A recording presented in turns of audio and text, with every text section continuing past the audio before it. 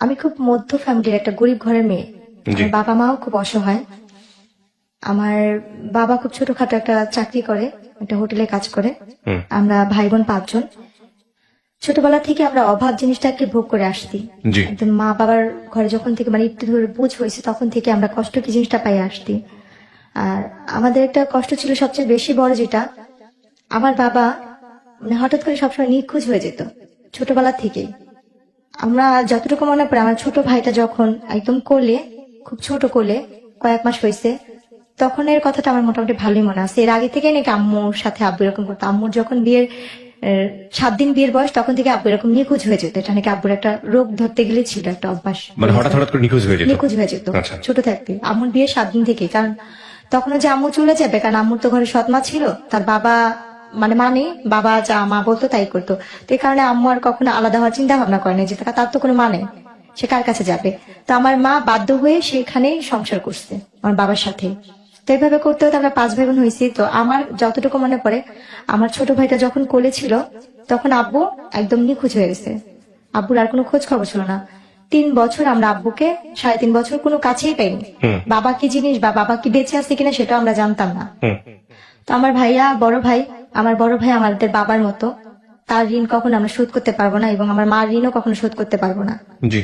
আমার আম্মু সেলাই মেশিনের কাজ করে, বাসায় কাজ করে, মানুষের এটা সেটা সবকিছু করে আমাদের আপনি নিজের চোখে দেখেছেন এগুলা? এই দৃশ্যটা আমার নিজের চোখেই দেখা। আচ্ছা।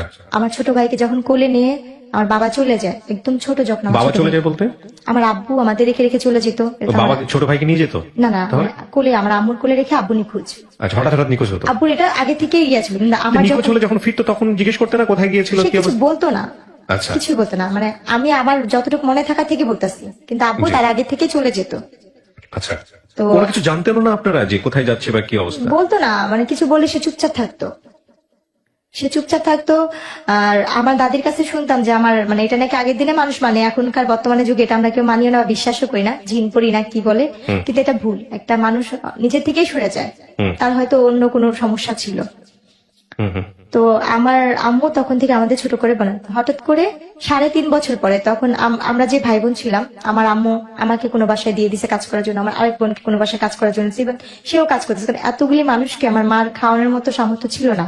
আচ্ছা। বা মামার বাসাও আমরা অনেক কষ্ট করে কাজ করে ভাত খাইছি। আমার মামা মামিও অনেক দেখছে। আমার মামা কিছুদিন আগে মারা গেছে। তো আমার ওই মামাও আমাদের অনেক করছে, অনেক দেখছে, জি। এতটাই দেখছে যে বলার বাহিরে। তো যখন আমরা একটু বড় হয়েছি, তখন আমরা আম্মুর সাথেই দেখা গেছে, আম্মু যেখানে কাজ করতেছে আম্মুর সাথে কাজ করতেছি। আম্মু রেডিমেড অর্ডারের ব্লাউজ, বাচ্চাদের রিমা, এগুলো সেলাই করতো ঘরে বসে মেশিনে। পরে আমরা আম্মুর সাথে সে কাজ করছি। এমনও দিন দেখছি আমার আম্মু কাজ করতে করতে সেলাই মেশিনের মধ্যে ঘুমায় গেছে, আম্মুর হাতে সুই ঢুকে এখান থেকে ঢুকে আরেক পার দিয়ে বের হয়ে রক্ত ঝরতেছে। ও, এরকমও দেখছি যে আমার মানে মা, মা এটা করে সংসার চালাতো? আমার মা এই কাজ করে আমাদের সংসার কয় চালাতো। ভাই বোন ছিলেন আপনারা? 5 ভাই বোন। 5 ভাই 6 বোন? জন ছিল, একজন মারা গেছে। আপনি বড় সবার? না, আমি বোনের মধ্যে মেঝো। মেছো? আমার বড় ভাই, তারপর আমার আরেকটা বোন, তারপর সেই বোনের পর একটা ভাই ছিল, তারপর আমি, সে ভাইটাই নাই। তো ওই সময়গুলো দেখছি। আর আমার আম্মু অনেক সুন্দরী একটা মেয়ে, এত সুন্দর যে এত গুণের। আমার আম্মু মানুষের নকশি খাতা সেলাই করতো, মানুষের রেডিমেড জামা কাপড় এইসব সেলাই করতো, ফাঁকে ফাঁকে কাজও করতো, মানুষের বাসায় কাজটাও করতো। তো তারপরে ওইভাবে করতে করতে 3 বছর, 3.5 বছরের পরে, মানে আমার ভাইয়া আবু চলে যাওয়ার পর আমার ভাইয়ার 8-এ পরীক্ষা ছিল। ভাইয়া ফাইনাল পরীক্ষা দিতে পারেনি পরীক্ষার ফিসের জন্য। ভাইয়া পরীক্ষা না দিয়ে স্কুল থেকে নাকি ভাইয়ের সাথে খারাপ ব্যবহার করেছে, টাকা দেওয়া হয় না, বেতন দেওয়া হয়নি। তো ভাইয়া না পেরে আম্মুকে কিছু না বলে, তখন টেম্পুর সময় ছিল, টেম্পু চলতো, ভাইয়া টেম্পুর হেল্পারি করতে গেছে। কত বছর বয়স তখন ওর? আমার বড় ভাইয়ার বয়স তখন কত হবে, 12-13। টেম্পুর হেল্পারি করতে হ্যাঁ, গেছে? আর আমার বয়স তখন ছিল হয়তো বা 5 বছর, স্কুলে যান 5-6 না? বছর। স্কুলে যান না, ওকে। স্কুল তখনও যাইনি। ওকে, তারপর? তো ভাইয়া টেম্পুর হেল্পারি করতো। তো ভাইয়া যখন টেম্পুর হেল্পারিতে গেছে, তো ওইখানে একটা ভাইয়া ছিল, নাম ছিল বারে। তো ওই ভাইয়াটা বলতেছে কি, তোমাকে তো দেখে মনে হচ্ছে না তুমি হেল্পারের ছেলে। তো ভাইয়া নাকি কান্না করে তার হাত পা ধরছে যে ভাই আমার যেমনি হোক কাজ দিতেই হবে, কাজ না দিলে আমার হবে না, আমার ফ্যামিলি চলে না। তো ওনার ভাইয়ার কান্নাকাটি দেখে মায়া লাগছে, তো উনি আমার ভাইয়াকে হেল্পারিতে নিচ্ছে। এরপরে গিয়ে আমার আব্বুকে, আমরা হয়েছে 3.5 বছর পরে আব্বুকে খুঁজে পাই, আব্বু আসে। আচ্ছা, 3.5 বছর পরে? 3.5 বছর পরে আসার পরে তাকে আমরা পাই মিরপুরে। আমার বাবাকে খুঁজে পাওয়া যায় মিরপুরে 1 নম্বরে। আমার ভাইয়া তাকে খুঁজে পায়। তো বাবাকে পাওয়ার পরে যেমনি হোক, প্রত্যেকটা মেয়ে চায় সংসার ঠিকানোর জন্য, ভাঙার জন্য না। তো আমার আম্মু আমার আব্বু আসার পরে ওই আমার ছোট ভাইটাকে যখন কোলে রেখে গেছে, ওকে আয়সা পাইছে 2 বছরের। 2 বছরের না, 2 বছর না, 3 বছরের মানে বেশি, কারণ ভাইটাকে কোলে রেখে গেছিল। তখন আমার ভাইটা কথা বলতে পারে, ভালোই হাঁটতে পারে। তো আব্বুকে যখন পাওয়া গেছে, ওই আব্বুর কারণে আমাদের মিরপুর যাওয়া। আচ্ছা। আব্বু মিরপুর বলতেছে যে আমি এখানে থাকবো না, এলাকা সবাই যেহেতু এটা নিয়ে জানাজানি হয়েছে, তুমি কাজ করছো, থাক, যার হয়েছে চল আমরা মিরপুর চলে যাই। তখন আমরা ওই এলাকা থেকে মিরপুর চলে যাই। আচ্ছা। মিরপুর আমরা যাই 2005 সালে। আচ্ছা। 2005-এ আমরা মিরপুর চলে যাই। যার পরে ওইখানে আমাদের আর কোনো কাজ করতো না, কারণ আব্বু আসলে আমাদের আর কোনো কাজ করতে হতো না। আব্বু যে কাজ করতো, হোটেলে কাজ করতো, তো আমাদের আল্লাহর রহমতে সংসার চলে যেত। ওকে। তো কাজ টাজ করতো 5 বছর, মানে 2005-এ যখন আব্বুকে পাওয়া হয়, 6-এর দিকে আমার বোনের বিয়ে হয়। আচ্ছা। আমার বড় বোনের বিয়ে হয়েছে, ওকে। মানে 5-এর শেষের দিক দিয়ে 6-এর আগে আমার বড় বোনের বিয়ে হয়।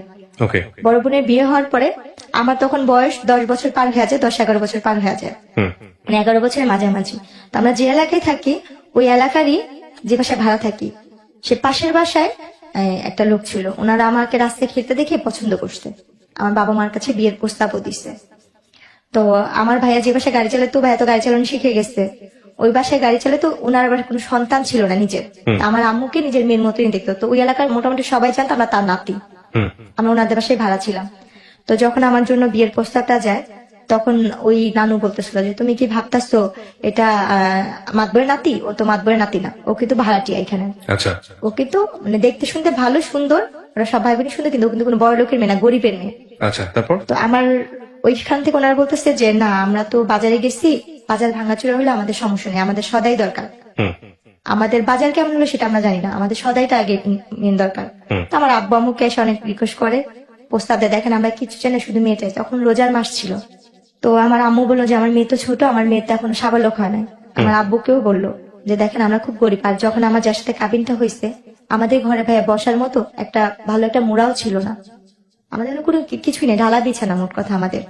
এটা কি ঢাকার কথা বলছেন আপনি নাকি? হ্যাঁ, ঢাকাতে ছিলেন তখন আমরা মিরপুরে, আমরা কখনো গ্রামে যাইনি। ওকে। আমরা ঢাকাতেই বড় হয়েছি, জন্ম ঢাকাতে। তারপর?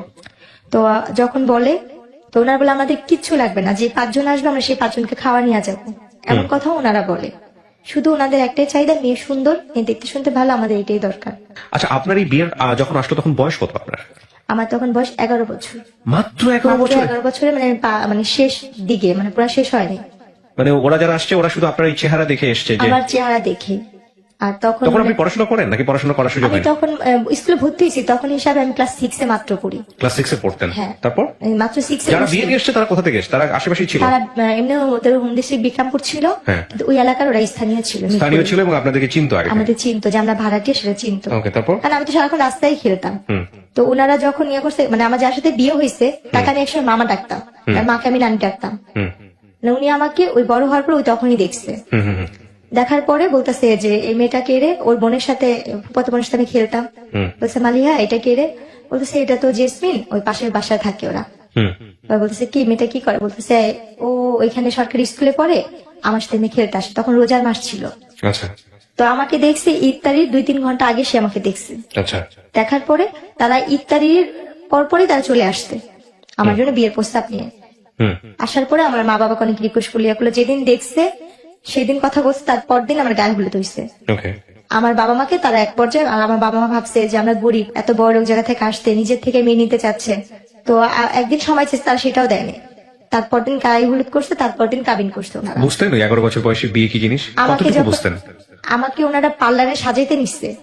আমি এই যে পাশে যে খেলতাম গলিতে, আমাকে ওই গলিতে কয়েকটা আন্টি ছিল, অনেক আদর করতো, আমাকে বলতো ললনা সুন্দরী বলতো। ওনারা আমাকে আদর করে ললনা সুন্দরী বলতো। আর একটু দুষ্ট টাইপের, মানে খেলাধুলার প্রতি আমার নেশা অনেক বেশি ছিল, আর চুলগুলি একটু বড় ছিল তো যার কারণে। তো তারপরে গিয়ে ওনারা আমাকে, আমাদের তো পার্লার সাজানোর মতো কোনো সামর্থ্য নেই। যেমন আমার বড় বোনের বিয়ে একটা সুতি কাপড় পরে নর্মাল, মানে বিয়ে লাল বেনারসি শাড়িও না, একটা সস্তা কাপড় আমার বড় বোনের বিয়ে হয়েছে, তখন একটু দেখছি। আর আমাকে তারা সুন্দর দামি শাড়ি দিচ্ছে, সিটি গোল্ডের জিনিসপত্রই দিচ্ছে, বা স্বর্ণের জিনিস যেটাই দিচ্ছে। আপনার ওই যার সাথে বিয়ের কথা হচ্ছিল ওনার বয়স কত ছিল? উনি আমার থেকে 22 বছর না 23 বছরের বড় ছিল।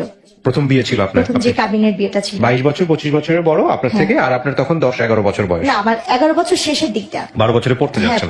পড়তে যাচ্ছে। তো আপনাকে পার্লার নিয়ে যাচ্ছে সাজানোর জন্য? ওনাদের নিজস্বই পার্লার আছে। ওনাদের নিজস্ব পার্লার ছিল? ওনাদের অনেকগুলো নিজস্ব মিরপুরে পার্লার ছিল। আচ্ছা। তারপর?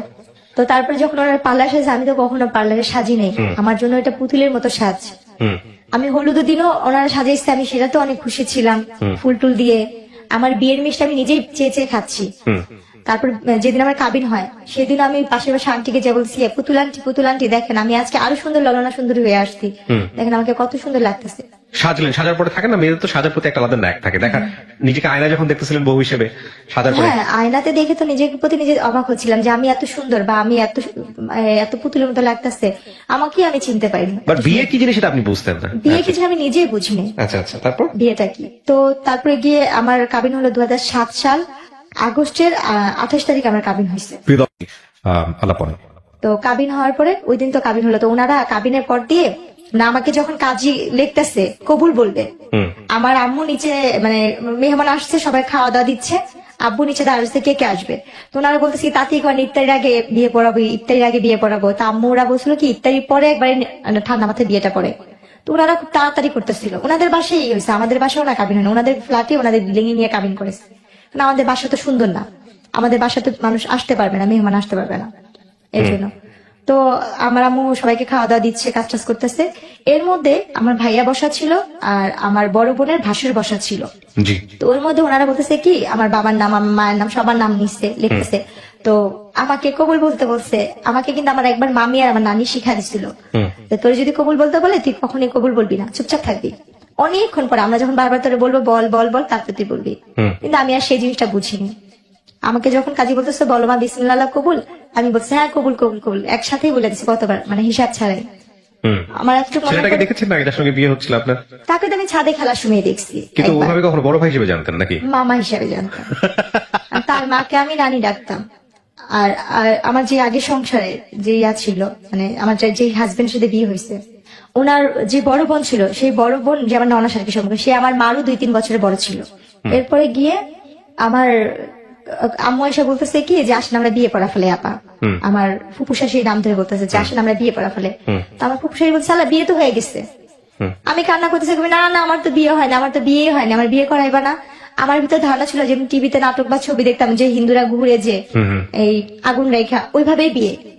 আমার চিন্তা ধারণা ওইভাবে মানুষের বিয়ে হয়, বাবা বিয়ে কি জিনিসটা আমি অতটা বুঝিনি। ওইটা টিভিতে দেখি বিয়ে, ওইটাই বিয়ে।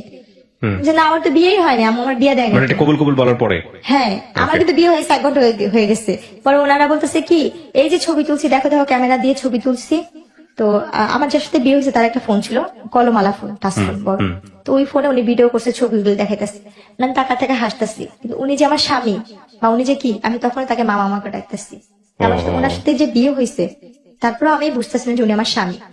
বলছে মামা এইটা এটা এটা আমার বিয়ের ইয়া। তুমি বলছে কি মামা বললো না, তুমি আমাকে তুমি করে বলো, আমি তোমার হাজবেন্ড। ওকে।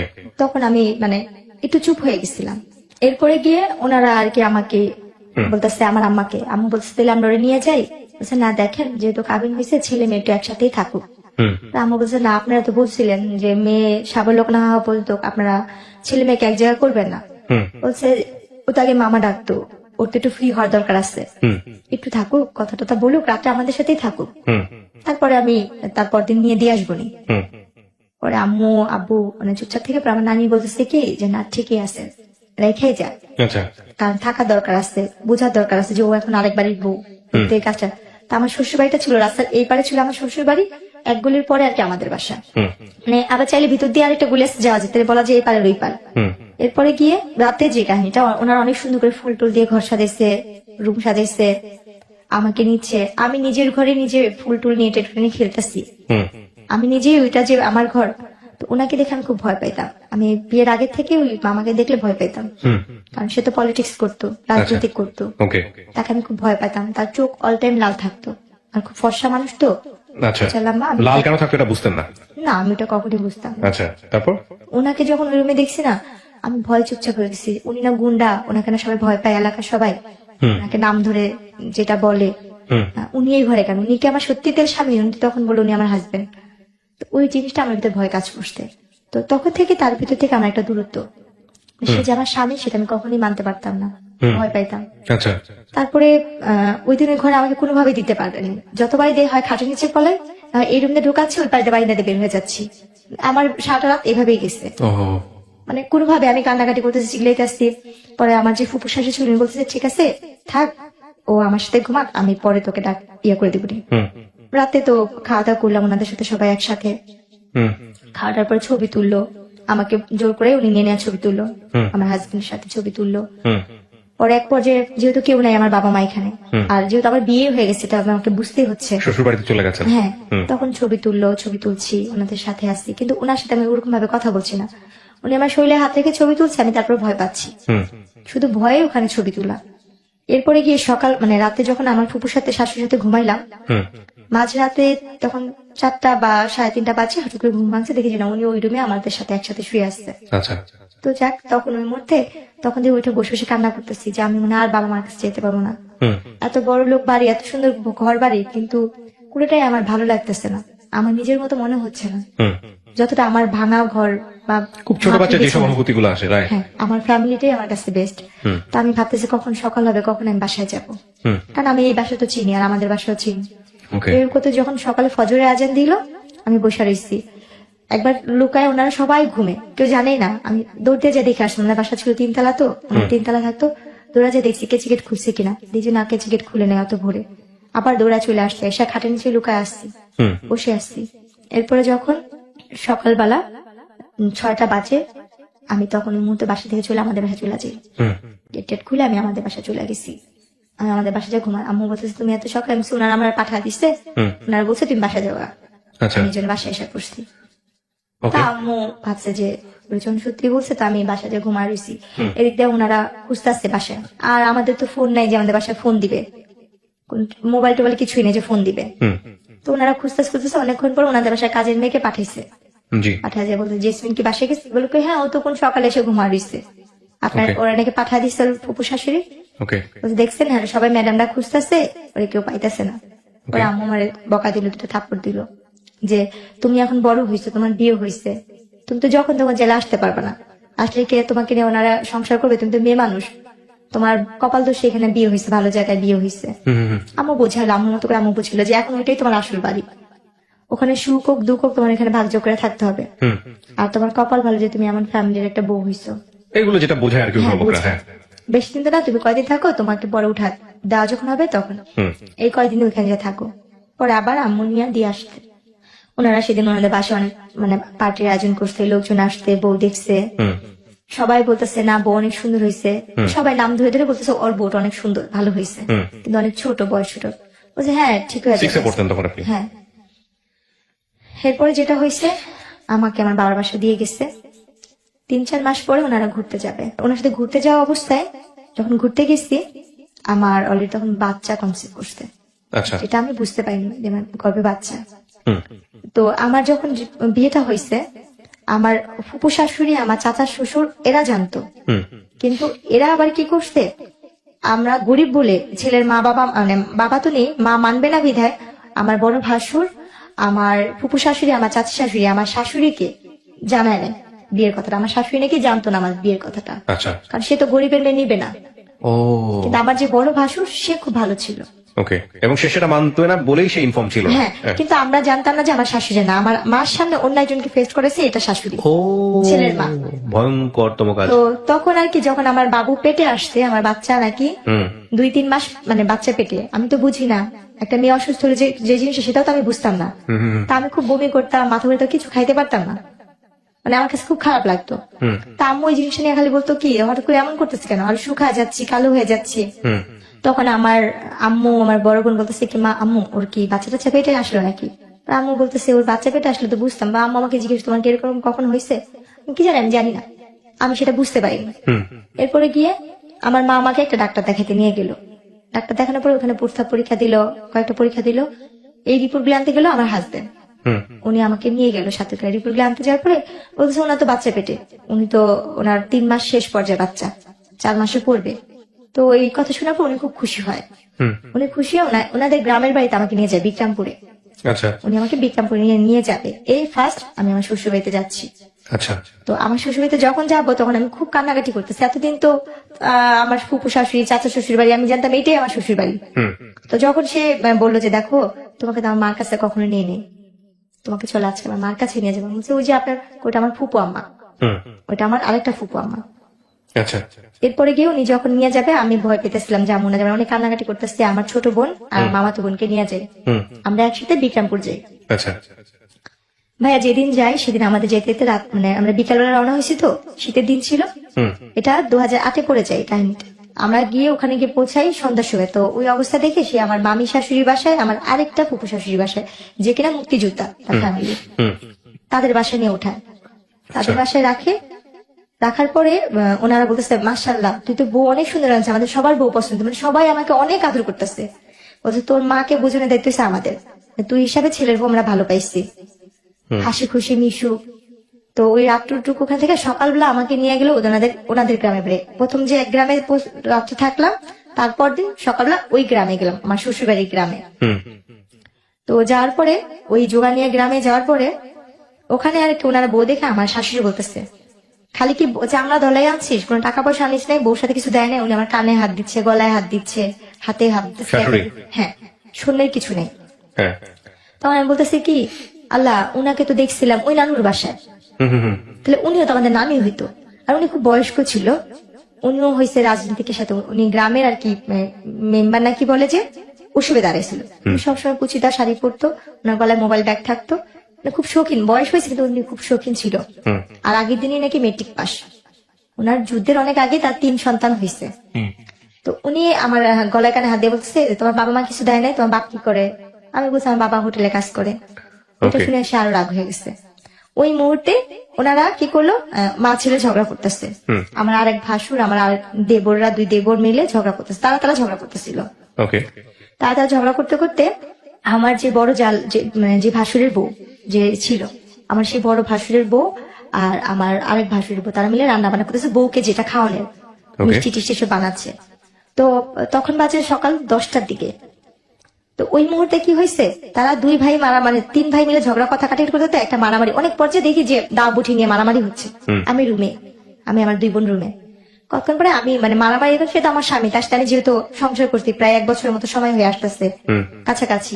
তো ওনার সাথে ঝগড়া লাগছে দেখে আমি একটু বাইরে এসে দরজার সামনে দাঁড়িয়েছি। দাঁড়ানোর পরে আমার যে আরেক ভাসুর, মেজো ভাসুর যাকে বলে, সে এসে আমার মুখে বেশ একটা খারাপ করে একটা গালি দিয়ে আমার চুলটা ডাইনা ধরে, এইটার আগে মার, একটা গালি দিয়ে বলতেছে এটার আগে মার, ভাষা খারাপ করে এটার আগে মার, এটার বাপ মা এটার কথা দিচ্ছে। উনি আমার চুল টাইনা না ধইরা উনি কি করলো, আমার সে অনেক বাজে ভাষায় গালাগালি করছে, ওকে আগে মার, চামড়া ধরা তো গেছে এটা সেটা করতে গছা দিচ্ছে, এভাবে বলে উনি ইয়া করলো। ভাইয়া কখনো যুদ্ধ কি জিনিস দেখিনি, শুনছি শুধু মুক্তিযোদ্ধা নাকি অনেক কষ্ট, কিন্তু সেই দিনের যুদ্ধটা মনে হয় কি আমার জীবনে অনেক বড় একটা যুদ্ধ ছিল। সেই দিন ওই মুহূর্তে আমাকে মারলো, আমার 2 বোনকে মারলো, আর সেই মায়ের কি উড়াধুরা মায়ের। আমার ভাসুর, আমার দেবর। আপনার জামাই ছিল না ওখানে? ওনাকেও মারছে, মিথ্যাটা কেন বলবো, উনি খুব যতটুকু সাধ্য উনি ইয়া করছে, ওনাকেও মারছে। উনি বলছে আমি যদি গরিব মেয়ে কিনে সংসার করে ভাত খেতে দেবে তোদের সমস্যা কি, আমি তোকে নিয়ে ভাত খাবো। এই নিয়ে ওনারা ভাইরা মারামারি করছে। কিন্তু আমি যে প্রথম দিন, তার আগের দিন যেই আমার ফুপু শাশুড়ি আর মামি শাশুড়ির বাসায় উঠছিলাম, তারা সেই খবরটা পেয়ে তাদের গ্রাম থেকে লোকজন নিয়ে আসতে আইসা ওনারা আমাকে, আমার শ্বশুর ভাইয়ের সাথে 2 পক্ষ মারামারি লেগে ঝগড়া লেগে দা বঠি কাছি টাছি একজন আরেকজনকে কুপাকুপি মারামারি, এই এমনকি মেয়েরাও ওনার কোমরে বাইধা মারামারি করতেছে। তখন আমার এই যে ফুপু শাশুড়ির মেয়ে আপুটার নাম আমি বলতে চাচ্ছি না, আপুটা যেহেতু পলিটিক্স, ওই আপুটা আসছে, ওই আপুটা এসে উনি আমার ননদ হয় সম্পর্কে, তো বড় আমার বয়সে। ওই আপুটা আমাকে এসে ধরে, আমার বোনকে ধরে আমার দাদি শাশুড়ি ঘরে নিয়ে দরজা বন্ধ করে বলছে তোর এই ঘরটা বের হবি না। এরপরে গিয়ে ওই মারামারি হইলো। তো মারামারির শেষ পর্যায়ে যেটা দাঁড়াইলো, বলছে মা ওর বাচ্চা পেটে। তো উনি বললো কি ঠিক আছে তুই গরিবের মেয়ে বিয়ে করছিস, এটা আমি মানতে পারতেছি, তারপর মেনে নিবি, পেটে বাচ্চা যেহেতু, তোর বউ যদি মেয়ে হয় তাহলে আমি আমার ঘরে জায়গা দিব না, তুই তালাক দিবি, আর যদি তোর বউর ছেলে হয় তাহলে আমি তোর বউকে মেনে নিব। তো বললো যে ঠিক আছে দেখা যাক। তো বলে না যার কেউ নেই তার আল্লাহ অবশ্যই থাকে। আমার আল্লাহ পাক 2টাই দিছে একসাথে, একটা ছেলে একটা মেয়ে একসাথেই দিচ্ছে আল্লাহ পাক। তো ওই সময় আর কি মারামারি হওয়ার পরে তো প্রায় মা ছেলেতে ঝগড়া খাই যা হইতেই থাকতো, এই যৌতুক নিয়ে, আমার বাবা মা কিছু দেয় না, এটা না সেটা না। ভাইয়া কোনো একটা ফল খাইতে গেছি, বলতো তোর বাবার বাড়ি থেকে এই ফলটা আসতে, মুখের সামনে থেকে সেই ফলটা নিয়ে যেত, খাইতে পারতাম না। কোনো পিঠা সিজন, আমার 2 ভাসুরের বাসা থেকে পিঠা আসতেছে, তাদের বাবা মারা আছে, আমার বাবার নাই, আমার বাবা তো ওহো। গরিব। আমরা নিজেই তো একটা ভালো আম কাঁঠাল কিনা খাইতে পারি না। আমার মনে পড়ে আমার ওই বাচ্চাটা, কারণ ওই কথাগুলো আমার ভালো করে মনে নেই। আমার ওই সময় আমার বাচ্চাটা যখন 5 মাস পেটে শেষের পর্যায়ে, আমি আম খাইতে নিচ্ছিলাম। এদের পাশে অনেক আম গাছ আছে, এদের বাসায় কোনো ফলের গাছের অভাব নেই, অজস্র ফল, সব ধরনের ফল আছে। তা আমি কুড়াইয়া একটা আম খাচ্ছিলাম, ছুলে মাত্র একটা আমও দিছি। আমার ননদাই শুনিয়ে আমটা কাইরা নিয়ে বলতেছে কি, তোর বাপমার বাড়ি থেকে আম আসছে, তুই যে আমাদের বাড়ির আম খাচ্ছিস। আচ্ছা, আপনার জামাই কি করতো? ও হয়েছে কি, পলিটিক্স করতো, নেশা পানি করতো। ওইগুলোর দিকে কোনো খোঁজ খবর থাকতো না? আপনি জামার সাথে এগুলো শেয়ার করতেন যে আমার সাথে এরকম হয়েছে বাসায়? কখনো বলতাম না, কেন বলতাম না, ভাবতাম কি তার বাবা মার নামে বদনাম করবো যদি সে এটা না মানে, না মানে, আচ্ছা। ভাই বোনের নামে বদনাম করবো যদি সে না মানে। আমি তো গরিবের মেয়ে, হুম ভাগ্য তো সে আমি এরকম বাড়ির বউ হয়েছি। হুম এরপরে ওই আম কাঁঠাল নিয়ে, তাই একদিন আমার মাকে আমি ফোন দিয়ে বলি, আম্মু তোমরা নিজেরা খাও বা না খাও, আমার যদি পারো একটু আম কিনা পাঠাও, একটু কাঁঠাল কিনা পাঠাও, হুম কোনো ফলের দিন আমাকে একটু ফল পাঠাও, বা কোনো পিঠার দিন আমার একটু পিঠা পাঠাও। হুম। তা আম্মু চিল্লা পাল্লা করতো, তোর যদি দিয়ে আমার তার একটা মেয়ে আসছে, কারণ সে তো কষ্ট করে, মানে দুজনকে দিতে হবে, দুজনকে দিয়ে দিতে হবে। সেটা তো সামর্থ্য নেই। এখন আম্মু আমাকে বকতো যে দিলেই তো লাইট হ্যাঁ। আসবে, কোথেকে দিব, রাইট। সেই কথা বলতো, দেই না দেই নেই, এরকম হয় শ্বশুর বাড়িতে, দিয়ে কথা হয়, বলে সহ্য করে থাকতে হয়, মেয়ে মানুষ না তুই, হুম এই কথা বলতো। তো সেখানে আমি বলার জায়গা পাইতাম না। আর আম্মু যখন এই যে মারামারিটা হয়েছে, তখন কি আম্মু বলতে কি বাচ্চাটা ফালা দে, তোর আমরা নিয়ে আসা করি, হুম ছাড়া তো বলতাম কি আম্মু মেয়েদের জীবনে কয়বার বিয়ে হয়, তুমি না এত কষ্ট করে আমাদের বড় করছো, তাহলে আমি এখান থেকে যদি যাই মানুষ তো খারাপ বলবো। হুম আমি ভাইয়া যতটুকু সাধ্য ছিল, আমি যথেষ্ট পরিমাণে ওই ফ্যামিলিতে থাকার জন্য অনেক চেষ্টা করছি ভাইয়া। হুম তারপরে গিয়ে ওই ফলের ইয়া যাওয়ার পর, ওরা তো আলু দিনে আলু লাগাতো অনেক, তো আলু লাগানোর জন্য যে মানে কাজ করার লোক আসতো, গ্রাম দেশে বদলি বলে, হুম। অনেকগুলো করে ভাত রান্না করতে হতো। আমি তো কখনো লাড়কিতে রান্না করিনি, জি। তো লাড়কিতে রান্না করতাম, ধানের দিনে ধান নিতাম, আলুর দিনে আলু কাটতাম, পাটের দিনে পাট নিতাম, যা আমি জীবনে কোনদিন চোখেও দেখিনি, সবকিছু করতাম। তো একদিন ওই ভাতের মার গালতে যা মানে ভাতটা পুড়ে গেছিল, আমার শাশুড়ি এসে আমার এই যে হাতটা পুড়া দিছে, এখানে জ্বলন্ত কয়লার লাড়কি দিয়ে এখানে পুড়া দিচ্ছে, এখনো চিহ্ন আছে এই জায়গাটা, জ্বলন্ত কয়লার আগুনটা লাগা দিচ্ছে। আমি চিল্লান দিয়ে উঠছি, এরপর আমাকে কারেন্টের তার দিয়া আমাকে বাইরেছে, আমার পুরাটা পিঠ মনে হয় লাল লাল হয়েছে, মানে এত ইয়া হয়েছে। তখন আমার বাচ্চা 6 মাসের পেটে বসছে। হুম হুম হুম ওই দৃশ্যটা না আমার হাজবেন্ডের কানে, ও তো ঢাকাতে থাকতো, আমি গ্রামে রেখে গেছিলাম, হুম হুম ওকে কে যেন ফোন দিয়ে বলছে, ওকে ফোন দিয়ে বলার পরে ও সেই দিন, ও তো এমনি বৃহস্পতিবার দিন যাইতো, শুক্রবার দিন মানে থাকতো, শনিবার দিন থেকে বিকালে চলে আসতো, বা রোববার দিন চলে আসতো। হুম ওই সময় আমাকে বলে কি, ওই দিন হঠাৎ করে চলে আসতে আয়সা বলতেছে যে তোমাকে নাকি আমার মামা আসতে, মামার বোন নাকি বকা দিচ্ছে, এরকম বলতেছিল। আমি ওনাকে কিছুই বলতেছিলাম না, চুপচাপ হয়ে গেছি। মানে এই কাহিনীটা বলার আগে গ্রাম দেশে তো 6টা-7টা বাজে সবাই মানে নিঝুম হয়ে যায়, যার যার মতো। তো সেদিন আমাকে অনেক মারছে, তো আমি আমার সব কাজটা সেরে আমি আমার ঘরে, আমি যে ঘরটা থাকতাম সেটা একটা পুরানো তো লাড়কির ঘর ছিল, কারণ আমার বাবার বাড়ি থেকে কোনো ফার্নিচার দেয় না দেখা, বা কোনো ক্যাশ টাকা দেওয়া হয়নি দেখে আমার ভাগ্যে ভালো কোনো ঘর জুটে নেই। যখন আমার স্বামী আসতো তখন আমার শাশুড়ির রুমের সাথে রুমটা আমাকে থাকতে দিত, আর যখন সে না থাকতো আমি ওই ঘরটাই থাকতাম, ওই ঘরটাই ঘুমাইতাম। হুম তো পাটাতন ঘরে তো উনি গেছে, ওনার মার সাথে ভাত খাইছে, কথা বলতেছে, মা ও ভাত খাবে না জেসমিনে, হুম। বলে কেউ খায়া চলে গেছে, তোর খা তুই খা। আমার বাচ্চাদের ও কি কিছু করতো, কাজকর্ম কিছু করতো আপনার জামাই? এমনি শুনতাম যে প্রেসের কাজ করতো। তো ওইখানে ও বলার পর ও রুমে গেছে, যা বলতেছে কি যে তুমি ভাত খাইছো, আমি বলছি না আমি তো খাইনি, আমি আজকে সারাদিনেও খাইনি, কালকেও খাইনি। হুম বলছি কেন, বলছে আমি এই অন্যায় গুলো করছি দেখা উনি তো আর দেয়নি। ও আমাকে ওই কথাগুলো জিজ্ঞেস করার পর আমি এই কথাগুলো বললাম। হুম বলার পরে ও অনেক মন খারাপ করে বলছে কি, জেসমিন যা করছিস যাই হোক, আমার দোষের কারণে তো এই অবস্থা, আমি তোমাকে ঢাকাতে নিয়ে যাবো, আমি ঢাকায় কাজ করে ভাত খাবো। হুম। ও আমাকে নিয়ে তারপর দিন ঢাকা চলে আসলো। আচ্ছা। ঢাকা চলে আসার পরে ঢাকা দুজনে মোটামুটি ভালোই ইয়ে করতেছিলাম। ও আমাকে ওই যে বাসাটা নিচ্ছে ওইখানে বাসা ভাড়া বেশি, আর পলিটিক্স ওইভাবে থাকতে পারতেছিলাম। তো ও বলে কি তুমি তোমাদের বাসায় থাকো, বাচ্চা হওয়ার পরে আমি তোমাকে নিয়ে আসবো নি। হুম তারপর আমার বাবা মার কাছে এনে দিয়ে গেল, দিয়ে যাওয়ার পরে 3 দিন পর ও বলতেছে কি, শুনেন আমার আম্মা তো বলছে আপনার মেয়ের যদি ছেলে হয় তাহলে আমাদের বাড়িতে উঠাবো, আর যদি ছেলে না হয় তাহলে আপনার মেয়েকে আমি আর নিবো না, মেয়ে হলে আমি তালাকের কাগজ বাসায় পাঠা দিব।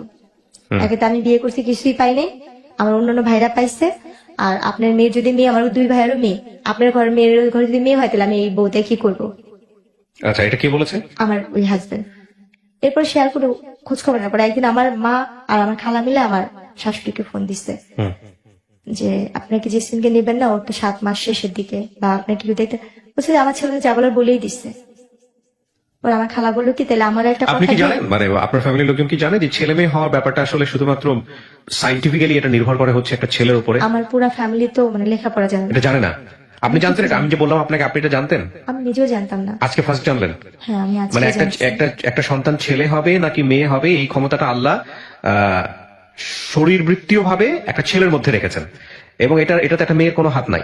হ্যাঁ, এবং এটা ক্রোমোজোমের ব্যাপার স্যাপার থাকে, আমি বৈজ্ঞানিকভাবে আপনাকে ব্যাখ্যা করবো না, কিন্তু এখানে মেয়ের কোনো হাত নাই। এটা আপনাকে এই কারণেই বলতেছি যে বাংলাদেশের অনেক অনেক মেয়ের ভাগ্য এই জিনিসটার উপর নির্ধারিত হয়, এবং মনে করা হয় যে ছেলে হবে না মেয়ে হবে এটা তারই দোষ। যদিও সমাজ অনেকখানি পরিবর্তন হয়েছে, এখন আর আমি জানি না এত পিছিয়ে আছে কিনা মানুষ, কিন্তু এটা কি আপনি জানতেন? আজ পর্যন্ত আপনি জানতেন না? জানি না। আচ্ছা, তারপরে কি হলো? এরপরে গিয়ে সে আর আমাকে নিতে আসতো, তখন আমি শুধু কান্না করতাম আর ভাবতাম যে আল্লাহ কেন এরকম করলো, বা আমার বাবা মা এত টাকা পয়সা কোথায় পাবে। ডাক্তার বলছে যে মেয়ের বয়স কম, সিজার করতে হবে, বাচ্চা একসাথে 2 বাচ্চা একসাথে পেটে, সিজার করতে হবে, এরকম ভাবে মানে ইয়া করতেছে। আচ্ছা, তখন আর কি আমার বাবা মা কি করবে, তারাও খুব টেনশন করতো। আমার বলতে আল্লাহ ভরসা, আমি শুধু ভাই কান্না করতাম, কারণ কান্না করেছে আমার আর কিছু করার নেই। কিন্তু আমি তাকে কখনো মানে আমার হাজবেন্ডকে লাগবে বা তাকে আমার দরকারি ওরকম ভাবে তখন আমি ট্রাই করি, মানে স্বামীকে জিনিসটা আমার ভিতরে তখনও কোনো কিছু কাজ করেনি। আচ্ছা, আমার ভিতরে ওই জিনিসটা মাথায় দেখে সে যদি নাও আসতো, আমার কোনো কিছু যায় আসে, তার কোনো মায়া বা ভালোবাসা কোনো কিছুই সৃষ্টি হয়নি। এরপর হয়েছে গিয়া আমার বাচ্চাটা মানে মারামারিতে হইলো, আমার যখন বাচ্চা হবে, আমার অলরেডি বাচ্চা হওয়ার সময় হয়েছে 2010-এর দিকে আমার বাচ্চা হলো, এবং নর্মালি ডেলিভারি হলো বাচ্চাগুলো মানে 10-এর বাচ্চাগুলো মানে টুইন ছিল? হ্যাঁ। ও আচ্ছা, মার্চের 26 তারিখে হয়েছে। দুটোই মেয়ে? না, ছেলে। ছেলে। এক ছেলে এক মেয়ে, মাশাআল্লাহ। হ্যাঁ, তারপর? এবং নর্মালি ডেলিভারি হয়েছে আল্লাহর রহমতে। তখন ওই কথা শুনে ওনারা আসতে, ও আমার হাজবেন্ড আসতে, আমার হাজবেন্ডের বড় ভাইটি সবাই আসতে, দেখলো খুব খুশি বাচ্চাদের নিয়ে গেল, কিন্তু মেয়েটাকে ওরকম বেশি একটা আদর করে নাই। আচ্ছা, ছেলেটাকে নিয়ে সবাই খুশি ছিল। আচ্ছা, আচ্ছা। এরপরে গিয়ে ওনারা আর কি ভালোই দিন কাটতেছিল মোটামুটি আল্লাহর রহমতে। ঝগড়া কাজে আসে মানে মারধর আসে। উনি তো নেশা করতো, নেশা করে আসতো, প্রায় বলতো যে তোকে বিয়ে করে কিছু পাইনি মাতাল অবস্থায়, তোরে বিয়ে করে যৌতুক পাইলাম না, তো তোকে দিয়ে আমি ইয়া করবো, এখন তো আমার বাচ্চা হয়েছে, আমার ছেলে হয়েছে, আমার তার তোকে আর দরকার নেই, আমার মেয়ের অভাব নেই, এরকম বলতো। এমনকি উনি ঘরে অনেক মেয়েদের নিয়ে আসা, যেরকম স্বামী স্ত্রী থাকে ওরকম সে থাকতো। আচ্ছা, আপনার সামনে? হ্যাঁ, এইভাবে সে ব্যাপারগুলো করতো। তো সত্যি কথা বলতে কি আমার না ওই মানুষটার প্রতি কখনই ভালোবাসা কি জিনিস আসেনি, কারণ আপনি বুঝিনি তো, নাই বোঝার বয়স ছিল না বিষয়টা। বোঝার বয়স নেই, কেন জানি তাকে তো আমি ভয়ই পাই, তাকে তো কোনো ভালোবাসার মানুষ হিসেবে দেখিনি বা স্বামী হিসেবে দেখিনি। 2টা বাচ্চা হয়েছে, তাও মনে হয় হাতে গোনা কয়েকদিন স্বামীকে পাইছি। আমার ওনার প্রতি কোনো মায়া নেই, তো ওনার প্রতি আমার ভয়টাই বেশি কাজ করতো সবসময়। আল্লাহ কখন যেন এসে আমাকে মারবে, কখন যেন উনি মাতাল হয়ে আমাকে মারবে, এই চিন্তাগুলো ছিল। আর ওনার সাথে যেটা, উনি হয়তো মানসিক ভাবে সাইকো টাইপেরই ছিল, যেটা মানুষ বলে। আমি আমার হাজবেন্ডের সাথে কোথাও যাচ্ছি, কেউ যদি বলতে চাই তোর বউটা তো অনেক সুন্দর, উনি তাকে কিছু না বলে সে আমাকে উড়াধুরা মারতো। আর মার কি, যে মারগুলো সহ্য করার মতো না, যে মারগুলি আমার আজও ঘুমাইলে চোখ বন্ধ করে আমি চোখের সামনে ঝাপসা ঝাপসা ভাসে, হাতটাকে এভাবে পিছিয়ে মারতো, মুখে কাপড় দিয়ে তার পাতালুতে মারতো, যেটা আমি বাইরে কেউ কিছু বলছে উনি আমাকে সে মারতো। কিন্তু যখন আমার বাবুগুলো বয়স আস্তে আস্তে বাড়তে থাকলো, 6-7 মাস বয়স হইতে থাকলো বাচ্চাগুলোর, তখন থেকে তার অত্যাচার আরো বেশি বেড়ে যেতেছিল, প্রতিনিয়ত তার অত্যাচার বাড়তেছিল। কারণ তার ছেলের প্রতি তার ভালোবাসা ছিল বেশি, মেয়ের প্রতি না। এবার প্রায় এমন তার প্রায় মা বাবার কাছে আমি বেশিরভাগই বাবা মার বাড়িতে দিন কাটিছি। বড় লোক দেখা বিয়ে দিছে, কিন্তু বাবা মার বাড়িতে আমি পড়ে আসছি। বড় লোক শুধু নামেই ছিল, কাজে না। ওই আস্তে আস্তে ওই ব্যবসার কাজটা আমার দিকে আস্তে আস্তে পড়তেছিল। কারণ আমার ছোট থাকতে তখন আমি অনেক হ্যাংলা পাতলা চিকনা টাইপের ছিলাম। বাবু হওয়ার পর আস্তে আস্তে আমার গ্রোথ ভালো হচ্ছে, আমি দেখতে আরো বেশি হচ্ছি। এখন তো আমি কিছুই নেই, তখন দেখতে আমি আসলেই অনেক সুন্দর হচ্ছিলাম। তো যখন কাজ কাম করতাম, রান্না বান্না করতাম, বাসায় বিভিন্ন টাইপের লোকজন আসতো, তার দলের লোক আসতো, তার দলের লোকের বাইরের লোক আসতো, তার কুকুর গেস্ট আসতো। আস্তে আস্তে একজন আমার কথা বলতো ওদের কাছে। তো তখন ও ওই জিনিসগুলো আমাকে আমার মাথায় ঢুকাইতো, তুমি এটা করো এটা করো। আমি বললাম না, আমি কেন যাবো, কেন করবো ওই জিনিসগুলো না। আমি বলতাম কি আপনি যদি আমাকে এই কথাগুলি বলেন আমি মানুষের কাছে বইলা দিব। তখন সে আমাকে আবার ওইভাবে হাত পাবে বাইধা পাতালুতে মারতো। আর ওই মারার অবস্থা ব্যয় মনে হতো কি, কেউ যদি একবার আমার হাতটা খুলে দিত আমি নিজে তারে খুন করতাম। মানে এত রাগ উঠে যেত? এমন ভাবে মারতো যে মারগুলি মানে ভাষায় প্রকাশ করা যায় না। মানুষ নাকি রিমান্ডে অনেক মারধর করে, কিন্তু আমি এই জীবনে রিমান্ডের মায়ের অনেক খাই আইছি, অনেক রিমান্ডের মায়ের খাই আইছি, যে মায়েরগুলি আমি চোখ বন্ধ করলে আমার চোখের সামনে ভাসে, কাউকে বলতে পারি না। মনে হয় যে আস্তে আস্তে মানসিক রোগী আমি নিজেই হয়ে যেতেছি। উনি কি, ওনার থেকে বেশি এখন মেন্টালি টর্চারিং আমার হচ্ছে। বাপ মার কাছে যেমন, বাপ মা তো গরিব, বাপ মা কোথেকে আমরা সাহায্য করবো? আমার কিছু বলতে গেলে বলতে হুমকি দিত, আমার ভাইরে এটা করবো, ছোট ভাইরে ওই করবো, বড় ভাইরে করবো। চিন্তা করতাম আমার লেগে আমার ভাইদের করতে হইব, আমরা তো নিজেরাই গরিব। ওনার সবকিছু মানতাম, খালি পারতাম না নিজের দেহটার বিলা দেওয়ার জন্য। যা বলতো তাই করতাম, যেটা বলতো সেটাই করতাম। আর স্বামীতে যে ভালোবাসা, তাকে আমি তো কখনই আমার ভিতরে কখনো আসেনি। তার জন্য মানুষ যেমন একটা মেয়েকে ভাড়া করে আনে, ব্যবহার করে, আমি ওনার কাছে সেরকমই মনে করতাম যে উনি যে মেয়েটার কাছে আছে আমি তাদের ভিতরে একজন। এই জিনিসটা মনে করতাম সবসময়। তারপরে গিয়ে এই যে বাবা খাওয়াটা, উনি বাবা খাওয়া তুললো আস্তে আস্তে আস্তে আস্তে আমাদের সংসার ধ্বংসের পথে চলে যেতেছিল। তার ভাই বোন, তারা তো সবাই এক সাইডে হয়ে যেতেছে, শুধু তার সাথে তার দুই ভাই আর তার মা ছাড়া আর কেউ তার সাথে মিলতো না। কারণ তারা তো এই ধরনের ব্যবসা করতো, তার একটা ফুফু ছিল এই ধরনের কাজ করতো। প্রিয় দর্শক এবং শ্রোতা, আপনারা শুনছেন এবং দেখছেন। আমার যতটুকু লাস্টের দিকটা মনে পড়ে, আমার উপরে তো যে অত্যাচার গেছে তো গেছি, আমাকে গ্রামে নিয়ে আমি বসে, এরপরে পুলিশ কেস হয়েছিল বংশাল থানার ভিতরে আমাকে, ওর নাম। তবে যে বাসায় থাকতাম সে বাসা আমাকে একবার অনেক মারতেছিল। ওই দিন মনে হয় আমাকে ছাদ থেকে ফালা দেওয়ার কোনো প্ল্যান করছিল। যে বিল্ডিং এ থাকতাম 7 তলায়, তখন পুরান ঢাকায় থাকি। তো ওইখানটা আমার যেটা মনে পড়ে, আমার অনেক মারতেছিল, এত মারতেছিল যে মানে ভাষায় মারতে মারতে টাইনা টাইনা আমার ছাদের কর্নারে নেওয়ার চেষ্টা করতেছিল। আমি কোনোভাবে যাবো না, আমি দরজার সিট ইয়াটা ধরে রাখছি। আমি বলছি, আপনি আমাকে একটা বারের জন্য মাফ করেন, আপনি যা বলবেন আমি তাই করবো, আপনি যেইটা বলবেন আমি সব ধরনের কিছু করবো। আমি কাজের মেয়ে হয়ে থাকবো শুধু আমার বাচ্চাগুলোর জন্য, শুধু আমার সন্তানগুলোর জন্য আমি এই লোকটার সাথে থাকতে চাইতাম। আর আমার নিজের প্রতি, নিজের দেহের প্রতি কোনো লোভ ছিল না, এই দুনিয়ার কোনো কিছুর প্রতি আমার লোভ নেই। আমার শুধু একটাই শখ ছিল, আমি একটা ঘরের বউ হবো, একটা যৌথ পরিবারের বউ থাকবো, একটা সংসারী মেয়ে থাকবো। আমার একটা ঘর দরকার ছিল, স্বামী যেমনই হোক, আমি সেটা পাইনি। এরপর ওদিন মারার পরে না শুধু ওই বিল্ডিং এর মানুষজন আমাকে ধরে, তারপর আমি না পাই ওদিন কোনার প্রতি আমার ক্ষিপ্ত একটা ঘৃণা চলে আসছিল যে আমি ওনার অত্যাচার সহ্য করবো না, আমি ওনার প্রতি নিজে যে মামলা করবো, কেস করবো। আমি আমার বাচ্চাটাকে 2টারে কোলে নিয়ে আমি নাইমা চলে আসছি, পলাই চলে আসছি ধরতে গেলে, যে আমি বংশাল থানায় যাই। ওনারা আমার মায়ের চিনুক দিয়ে, মাথা ফাটা ছিল, শরীরের এখানে সেখানে মায়ের চিনুক দেখা, ওনার সাথে সাথে আমাকে ইয়ে করতেন, কেস নিয়ে নিচ্ছে। মানে আপনি মামলা করলেন ওইটা 10-এর দিকে, 2010-এর দিকে। তারপর আপনার নেওয়ার পরে নারী নির্যাতন মামলা, হ্যাঁ, তারপর করার পরে ও মা পুলিশ বাসায় আসলো, ওরকে বাসায় পেলো না, ওর ভাই ফোন দিল, ওর মা ফোন দিল, পুলিশ বললো আচ্ছা ঠিক আছে তুমি বাসায় চলে যাও। আমি ওইখানেই বসা, তারা কিন্তু আমার হাজবেন্ডের সাথে কথা বললো, ঠিক আছে এটা পারিবারিক ব্যাপার, তারা ঘরোয়াভাবে ম্যানেজ করে নেবে, আপনারা যান, চলে যান। তার চাচা উকিল, অনেক বড় উকিল, তার মামারা হয়েছে অনেক বড় লোক, তার পুকুরা, তারা নিয়ে আমার বাবাকে ডাকা, বললো কি আপনার মেয়ের এত বড় সাহস, আমাদের ফ্যামিলি সম্পর্কে সে জানে, সেই অনেক হুমকি টমকি দিয়ে, ঠিক আছে ওকে আর ঢাকা রাখবো না, ওকে গ্রামে রাখবো, গ্রামেই থাকবে, এই বলে কোনো কেস কথা আমাকে গ্রামে নিয়ে গেল। গ্রামে নিয়ে যাওয়ার পরে তার তো কোনো খোঁজ খবর নেই, সে আসে না, কিছু করে না। এরপরে একবার 6-7 মাস পর সে বাসায় গেছে, এর মধ্যে সে আমার কোনো খোঁজ খবর নেয় না, যায় না। ওই শাশুড়ি ঢাকায় থাকে, ওই খ্যাত খাবারি করে যেটা জুটে সেটাই খাইতাম। আর আমার কয়েকটা চাচি শাশুড়ি ছিল খুব ভালো, বাড়ির মধ্যে ওনারা আমাকে যতটুকু দেখতো, ওনাদের হাতের কাজ করে দিতাম, রান্না বান্না এটা সেটা উঠান ঝাড়ু দিত, খাবার দিত, কারণ ওইখানে আমার ঘর ভাড়া লাগে না, খাওয়াটাই মেন আমাদের বাচ্চাদের। তো হঠাৎ করে উনি যাওয়ার পর ওনার ফোনে ফোন আসছে, আমি রিসিভ করছি, একটা মেয়ে ওনাকে জান করে ডাকতেছে, ওনার নাম ধরে। পরে শুনলাম যে ওনার সাথে ওই মেয়েটার বিয়ে হবে।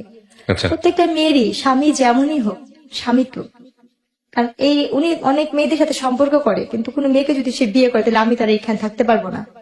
ওই জিনিসটা ভাব করে তখন আমি বলছি আপনি যদি বিয়ে করেন তাহলে ওনারা তো বলছে পরবর্তীকালে আপনি কিছু করলে আপনার বিরুদ্ধে ওনারা ব্যবস্থা নিবে, আমি তাহলে ঢাকা যাবো, আমি ঢাকা গিয়েই বলবো। পরে উনি কি বলল তুই ঢাকা যাবি কোথেকে, তুই এখানে বের হইতে পারলিস না, এই কথা বললো। যাক ওই দিন আমাকে অনেক মারলো। তারপর দিন আমি গ্রামের চেয়ারম্যান মেম্বারকে ডাকাইছি, ওদের ডাকাইলো, ওদের সমাজ থেকে এমনিতে এক ঘুরে করে রাখতো। তারপরে গিয়ে যেটা করলো, গ্রামের চেয়ারম্যান মেম্বারের বিচার করে দেওয়ার 1-2 দিন পরে 2 দিন স্বামীর সাথে খুব ভালো ব্যবহার করলো, খুব ভালো ব্যবহার করলো। করার পরে 3 দিনের দিন আমার যেটা মনে পড়ে, আমি বাচ্চাদের ভাত খাওয়াচ্ছিলাম, আচ্ছা। আলহামদুলিল্লাহ। পিছন থেকে আমার হাতটা কে ধরছে আমি সেটা জানি না, আমার আজও মনে পড়ে না। সামনে থেকে আমার শাশুড়ি এরকম আমার গালটা চেপা ধরছে 2 হাত দিয়া, আর আমার স্বামী আমার পাও দুটা ধরে রাখছিল। আমার অতটুক দৃশ্যই আমার মনে আছে, আর কিছু মনে নেই বা মনে পড়েও না। তারপর এরপরে যখন আমি 15 দিন না 20 দিন পরে যখন আমার সেন্স ফিরছে বা আমি একটু সুস্থ হয়েছি, তখন শুনি যে আমি মেডিকেলে, ও মাই গড, হাসপাতালে। আমাকে মায়েরা কোন ধরনের ঘুমের ওষুধ খাওয়ায়া আমাকে বস্তায় ভরে বুড়িগঙ্গা নদীর এখানে ফালা দেওয়া হয়েছিল। ও হো, কিন্তু আমার আল্লাহ কেন বাতেছে আমি জানি না। আমার এই জীবনের প্রতি ঘৃণা, নিজের জীবনের প্রতি শুধু ঘৃণে। তখনই আল্লাহ আমার নিয়ে যেত এই দুনিয়া থেকে। যদি তখনই আল্লাহ আমাকে নিয়ে যেত, তাহলে আজকে আমি যেখানটা আসছি বা যেখানে কথা বলতে আসছি, হাজার হাজার মানুষ আমার যেখানে দেখবে আমাকে দেখতো না। কারণ আমার বাবা মা গরিব কিন্তু পর্দা করে, আমার বাবা মা 5 ওয়াক্ত নামাজ পড়ার চেষ্টা করে। এরপরে যখন আমি একটু সুস্থ হইলাম, আপনাকে ওই বস্তায় করে ওখান থেকে বের করছে কে, কি জানছেন? সুইপাররা নাকি, আমি যেটা শুনছি আর কি, হ্যাঁ সুইপাররা রাস্তা ঝাড়ু দেয় না, হ্যাঁ, ওনারা আমাকে দেখতেছে, আমার এই মাথাটুকু একটু পেড়হা নাকি ছিল, আমার সর্বমুখ নীল হয়ে গেছিল। আচ্ছা, পিত্ত নাকি যেরকম নীল থাকে আমার আম্মুর কাছে শুনছি, হ্যাঁ ওরকম নীল টাইপের। আমি নাকি একটু একটু করে মুখটা আমার এই খানটা নড়তেছে পানির জন্য, হুম পানির জন্য নাকি গলাটা কাঁপতেছিল। হুম, তখন নাকি ওইখানে কারণ নাকি করতে পানি টানি দিচ্ছে, মেডিকেলে নিচ্ছে। আমার যে ভাবির ভাই হয়েছে, তখন ছিল একজন কনস্টেবল। না কিন্তু আপনাকে মেডিকেলে নেওয়ার পরে আপনাকে চিনবে কিভাবে মানুষ? চিনবে বলতে ওই যে আপনি পরিচয় বলে দিয়েছেন যে আমার না, বাড়ি না, মুখ, তাহলে আমি পরিচয় বলিনি। তাহলে যেখানে আমার ফালানো হয়েছিল হ্যাঁ। ওই থানার কনস্টেবলের কাজ করতো আমার ভাবির বড় ভাই, আপন বড় ভাই। উনি দেখে চিনেছে আপনাকে? উনি দেখা, উনি বলতেছে কি, আমার ভাবির নাম ধরে বলতেছে কি, হ্যাঁ। তো ননদ কইরে জেসমিন কত গ্রামের বাড়িতে কত নাই। আচ্ছা ওরা বলতেছে কি তোরা একবার মেডিকেলে আসতে পারবি, সেম দেখতে ওর মতনই একটা মেয়ে। আচ্ছা আচ্ছা, আর এ কথা শোনার পর না, তার 3-4 দিন আগে থেকে মার মন তো, আমার মা নাকি খালি বলতে করে ওর সাথে একটু কথা বলতে পারতাম, ওর সাথে একটু কথা বলতে পারতাম, একটু দেখতে পারতাম। হুম তো যখন ভাবির কাছে কথা শুনছিলাম, তখন নাকি আমার আম্মু খালি এটা আমার মেয়ে, এটা আমার মেয়ে, চলো যাই চলো যাই।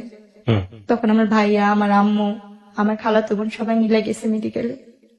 ওকে, তারপর যাওয়ার পরে ওনারা আর কি ওখানে আমাকে দেখলো, দেখে তো আমার আম্মু ধরে নাকি কান্নাকাটি করতেছে। আমি নাকি যাকে দেখতাম তাকে দেখে ভয় পাইতাম, হুম, যাকে দেখতাম তাকে দেখে আমি ভয় পাইতাম। আমি নাকি কারোর সামনে যেতে পারতেছিলাম না, যাকে দেখতাম তাকে দেখে বলতাম ও মাসতে ও মাসতে। তারপরে ওই সাংবাদিকরাও নাকি গেছিল ওইখান থেকে আমাকে ঢাকা মেডিকেলের মানবাধিকারের শাখায় পাঠা দিচ্ছিল নাকি ওসিতে। আচ্ছা ওখানে আমার চিকিৎসা হয় এবং ওইখানে আমার এই চোখের কর্নিয়াটা নষ্ট করে দিয়েছিল। আমি 3 বছর চোখে দেখতে পারিনি, এই বাম পাশের এই চোখটার এটার জন্য এই চোখের সমস্যা হয়েছিল। তারপর তো ওই সময় চোখে আমার আঘাত পড়ে এবং গলার মধ্যে এই ঠানটা হয়ে গেছে, কথা ফ্যাস ফ্যাস করে আসতো, কথা আচ্ছা। ভালো করে বলতে পারতাম না। তারপর এরপরে যখন আমাকে বাসায় নিয়ে গেল, 20 দিনের না 25 দিনের দিন বাসায় নিয়ে গেল, ওর যে যারা সাংবাদিক মাধ্যমে আমার চাচা শ্বশুর এসে বলছে এই কেস নিয়ে যদি করেন তাহলে আপনাদেরই সমস্যা হবে। হুম হুম, হুম, তখন আমার বাপ মা চিন্তা করলো আমরা তো এদের সাথে কখনো পারবো না, কিছু করতে পারবো না। হুম, তা আমার বাবা মা কি করলো, না পায়রা আমরা মিরপুর থেকেই ওই এলাকা থেকে আমরা আবার চলে আসলাম আচ্ছা খিলগাঁওতে। আচ্ছা, এদের সাথে আমরা আর কোনো কিছুতে বাড়াবাড়ি করতে যাইনি, বাড়াইনি। মানে পরবর্তীতে মামলা করেন নাই বা এরকম কোনো কিছু, কোনো অ্যাকশনই যান নাই? না। তখন কি মনে হয়েছে যে জীবন যদি না থাকে বা যেহেতু পারবো না, অর্থ নাই, আমাদের তো কোনো সামর্থ্য নেই, আমরা তো এদের সাথে পারবোই না। এক্স্যাক্টলি, সারা পৃথিবীতেই তো এটা একটা বড় সমস্যা, যার অর্থ নাই তার কোনো ক্ষমতা নাই, এটাই রূঢ় বাস্তবতা। কিন্তু রাষ্ট্রের অধিকার হচ্ছে নাগরিক হিসেবে আইনি সহায়তার জায়গাতে অর্থ থাকুক আর না থাকুক এটা নিশ্চিত করা। কিন্তু আগলিয়েস্ট ট্রুথ যেটা আমরা সবাই জানি, যার যত অর্থ তার তত ক্ষমতা। পুঁজিবাদী অর্থনীতি বা পুঁজিবাদী বিশ্বের এটাই হচ্ছে সবচাইতে নুড বা নগ্ন চরিত্র, যাই বলি না কেন। আমি ক্যামেরার এপাশে আছি, আমার দিকে যেহেতু ক্যামেরা ফোকাস না, সো আমি আমার কথা বাড়াচ্ছি না, বলেন তারপর। এরপর যেটা হচ্ছে মানবাধিকার থেকে আমাদের যথেষ্ট পরিমাণে সাহস দেওয়া হয়েছে। ওখান থেকে তারা আমাকে বলছে তুমি এক চুলো নড়বা না, তোমার টাকা পয়সা কিছুই লাগবে না, আমরা আসছি, আমরা করবো। মানবাধিকার থেকে আমি যথেষ্ট সাহায্য পাইছি ওখান থেকে আমার চিকিৎসা হয়েছে, আমি সুস্থ হয়েছি। মানবাধিকার ওখান থেকে আমার ট্রিটমেন্ট যতটুকু পারবা, আমার মামলা নিয়ে যতটুকু লড়ার ওনারা যথাসাধ্য চেষ্টা করছে। ওনাদের কাছ থেকে আমি কোনো কম পাইনি, ওনাদের কাছ থেকে আমি যথেষ্ট হেল্প পাইছি ওখান থেকে। আমার ভুলটা ছিল যেটা ওরা আমাকে আমার সাথে কথা বলছে ফোনে যে তুই কি চাস তোর বাচ্চাগুলো জীবন নষ্ট হোক, বা তুই কি চাস কোনো ধরনের ক্ষতি হোক, মানে আপনার হাজবেন্ডের পক্ষের লোকজন? হাজবেন্ডের পক্ষের লোকজন থেকে। তখন আমি বলছি কি না, আমি সংসার করতে চাই আমার বাচ্চাদের জন্য। আমার বাবা মা, আমি তো মানসিক ভাবে তখন সুস্থ ছিল না পরিপূর্ণভাবে। আমার বাবা মা আমাকে শিকল দিয়ে আটকে আটকে রাখতো যদি আমি না যেতে পারি, যদি থাকি। আমার মার সাথে আমার ভাইয়ের সাথে আমি অনেক খারাপ ব্যবহার করে আমি চলে যাই। আমি কিন্তু তখনও পরিপূর্ণভাবে সুস্থ না ভাইয়া। আমি তারপরও চলে গেছি তাদের কাছে, ওরা আমার কাছে নিচ্ছে, আমি গেছি। এরপর যখন গেলাম ওদের এখানে 3-4 দিন পরে ও আমাকে বললো কি যে দেখো আমার তো সবকিছুতেই এখন আমি বঞ্চিত, টাকা পয়সা থেকে যে ঝামেলা কেস মামলা অনেক কিছুতে দৌড়াদৌড়ি করছি, আমার হাতে টাকা পয়সা নেই, আমি তোমাকে দিয়া মানে ওদের যে ফ্যামিলি যে অনুষ্ঠানগুলো হইতো, যে মানুষ নিয়ে কাজ টাজ করা, মানে মূলত ওরা খারাপ কাজই করতো। ও কি কোনো ধরনের সেক্সুয়ালি কোনো ধরনের হ্যারাসমেন্ট, মানে কাউকে কারো কাছে পাঠানো জোর করে বা এগুলোর পয়সা এটা অনেক চেষ্টা করতে কিন্তু পারে নাই? পারে না বলতে দিছিল, এক জায়গায় একজনের রুমে ঢুকা দিছিল। হ্যাঁ, কিন্তু আপনি শেষ পর্যন্ত এটা সফল তারপর হতে বাবা পারেন। ডাইকা, হ্যাঁ, বাবাটাকে আপনি ওখান থেকে বেরিয়ে আসছেন। তার বাপ ধরে পা জোড়া ধরছিলাম যে ও তো আমার স্বামী, ও আপনার কাছে দিছে কেন আমি জানি না। তখন উনি একটা গালি দেওয়া বলছে যে ও কি মানুষের বাচ্চা, ও তো কাফের, ও তো এমনিতে মনে হয় তোমার বাবা, তো তোমার সাথে যেহেতু এই কাজ করছে তুমি এইখানে থাই করা, তুমি চলে যাও। ও সব ধরনের কাজ করতে পারবো, ও একজন দালাল। এরপরে যেটা হয়, ওই দিন আমার জীবনের শেষ রাতই বলা যায়। এরপর আপনি ডিসিশন নেন তাকে ডিভোর্স দিয়ে দিবেন? ডিভোর্স তো তারাই নিয়ে নিচ্ছে আমার থেকে, জোর করে।